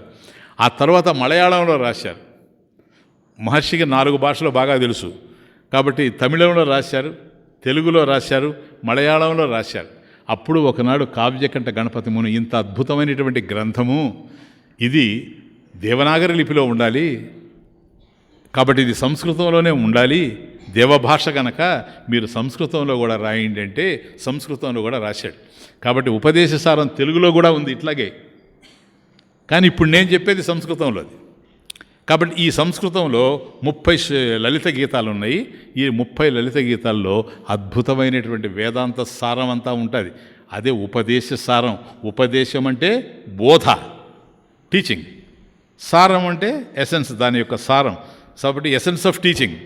కాబట్టి వేదాంత శాస్త్రంలో ఏవైతే ప్రబోధించబడి ఉన్నాయో వాటి యొక్క సారభూతమైనటువంటి విషయం అంతా కూడాను ఇందులో అందించాడు. ఇది కర్తుః ఆజ్ఞయ ప్రాప్యతే ఫలం. కర్తుః, కర్త యొక్క ప్లీజ్ షష్ఠి, 6th కేస్ షష్ఠి, కర్త యొక్క అని అర్థం. కర్తుః ఆజ్ఞయ, ఆజ్ఞయ అంటే అనుజ్ఞయ, ఆజ్ఞ చేత, చేత 3rd కేస్ తృతీయ. కర్తుః ఆజ్ఞయ, సృష్టికర్త యొక్క ఆజ్ఞ చేత ఫలం ప్రాప్యతే. ఫలం ప్రాప్యతే అంటే కర్మఫలం లభ్యతే ఇది. కాబట్టి కర్తుః ఆజ్ఞయ ఫలం ప్రాప్యతే. కర్త యొక్క ఆజ్ఞ వల్ల, అనుజ్ఞ వల్ల మనకు కర్మఫలం వస్తూ ఉంది. కర్మ కిం పరం. కాబట్టి కర్మ ఏదైతే ఉందో అది ఉత్కృష్టమైంది కాదు, అది మోక్షం కాదు, పరం కాదు. కర్మ కిం పరం భవతి, అది ఎలా పరమమవుతుంది? కర్మత జడం, తత్కర్మ జడం. అది కర్మ అనేటువంటిది జడమే కానీ మరొకటి కాదు అంటూ స్టార్ట్ చేశాడు. ఇది ఫస్ట్ లలిత వృత్తం. కర్తుః ఆజ్ఞయ ఫలం ప్రాప్యతే అంటే కర్మఫలం ప్రాప్యతే. కర్తుః ఆజ్ఞయ అనుజ్ఞయ. కాబట్టి కర్త యొక్క, సృష్టికర్త యొక్క ఆజ్ఞ వల్లనే మనకు ఫలితం అందుతూ ఉంది. నీకు కర్మ చేయడంలో అధికారం ఉంది కానీ ఫలితాన్ని మాత్రం పొందే అధికారం నీకు లేదు. ఎందుకని? నువ్వు అనుకున్నటువంటి కర్మఫలాన్ని కనుక నువ్వే పొందగలిగేటట్లయితే నీ జీవితంలో ఇంక మళ్ళీ దుఃఖం అనేది ఉండదు. ఎందుకంటే నువ్వు అనుకున్నవన్నీ జరిగిపోతాయి కనుక. అట్లా జరిగేందుకు అవకాశం లేదు. భగవద్గీత ప్రకారం కూడా కర్మణి ఏవ అధికారహాతే, నీకు కర్మ చేయడంలో అధికారం ఉందే కానీ ఫలితంలో లేదు. ఫలితం ఎట్లా వస్తుంది? కర్తుః ఆజ్ఞయ, సృష్టికర్త యొక్క ఆజ్ఞ చేత. ఆయన యొక్క చట్టాలే ఈ ప్రపంచంలో ఉన్నాయి, ధర్మాలే ఉన్నాయి. ఎవరికి ఏది రావాలనో, ఏ కర్మకి ఏ ఫలితం రావాలనో, ఎప్పుడు రావాలనో, ఎలా రావాలనో ఇవన్నీ సర్వజ్ఞుడు, సర్వశక్తిమంతుడైనటువంటి పరమేశ్వరుడికి తెలుసు. ఆయన యొక్క ఆజ్ఞల చేతనే మనకు కర్మఫలాలు అందుతూ ఉన్నాయి. అంతేగాని కర్మే ఫలితం ఇస్తుంది అనేటువంటిది మాత్రం సత్యం కాదు. ఎందుకని? కర్మ అనేటువంటిది జడం. అది కర్మ కింపరం, అది కర్మ కిం పరం భవతి. కాబట్టి అది పరం అయ్యేందుకు అవకాశం లేదు. తత్కర్మ జడం అంటూ ప్రారంభం చేశారు. ఇది మొదటి లలిత గీతం. ఊరికే మీ దగ్గర పలికిచ్చాను, ఎట్లా అది పాడతామో తెలుసుకోవడానికి. మనం నెక్స్ట్ వీక్ నుంచి నేను వరుసగా ఆ శ్లోకాల మీదనే పోతాను, లలిత వృత్తాల మీదనే పోతాను. మధ్యలో అంటే ఈరోజు రమణ మహర్షి అంటే ఏంటో తెలియని వాళ్ళు చాలామంది ఉంటారు కనుక తెలిసిన వాళ్ళల్లో కూడా ఇప్పుడు నేను చెప్పినవన్నీ తెలిసిన వాళ్ళు చాలా తక్కువ మంది ఉంటారు అనుకుంటున్నా. కాబట్టి ఇటువంటివన్నీ కూడా మధ్యలో నేను చెబుతూ పోతాను.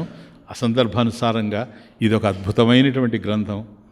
దీన్ని చక్కగా మీరు అధ్యయనం చేస్తే వేదాంత సారం అంతా కూడాను ఎట్లాగైతే ఉపదేశ సారం అంటున్నాడో వేదాంత సారం అంటే సారభూతంగా వేదాంతం మనకు అర్థమవుతుందని నేను తెలియజేస్తూ ఉన్నా. ఓం పూర్ణమదః పూర్ణమిదం పూర్ణాత్ పూర్ణముదచ్యతే పూర్ణస్య పూర్ణమాదాయ పూర్ణమేవావశిష్యతే.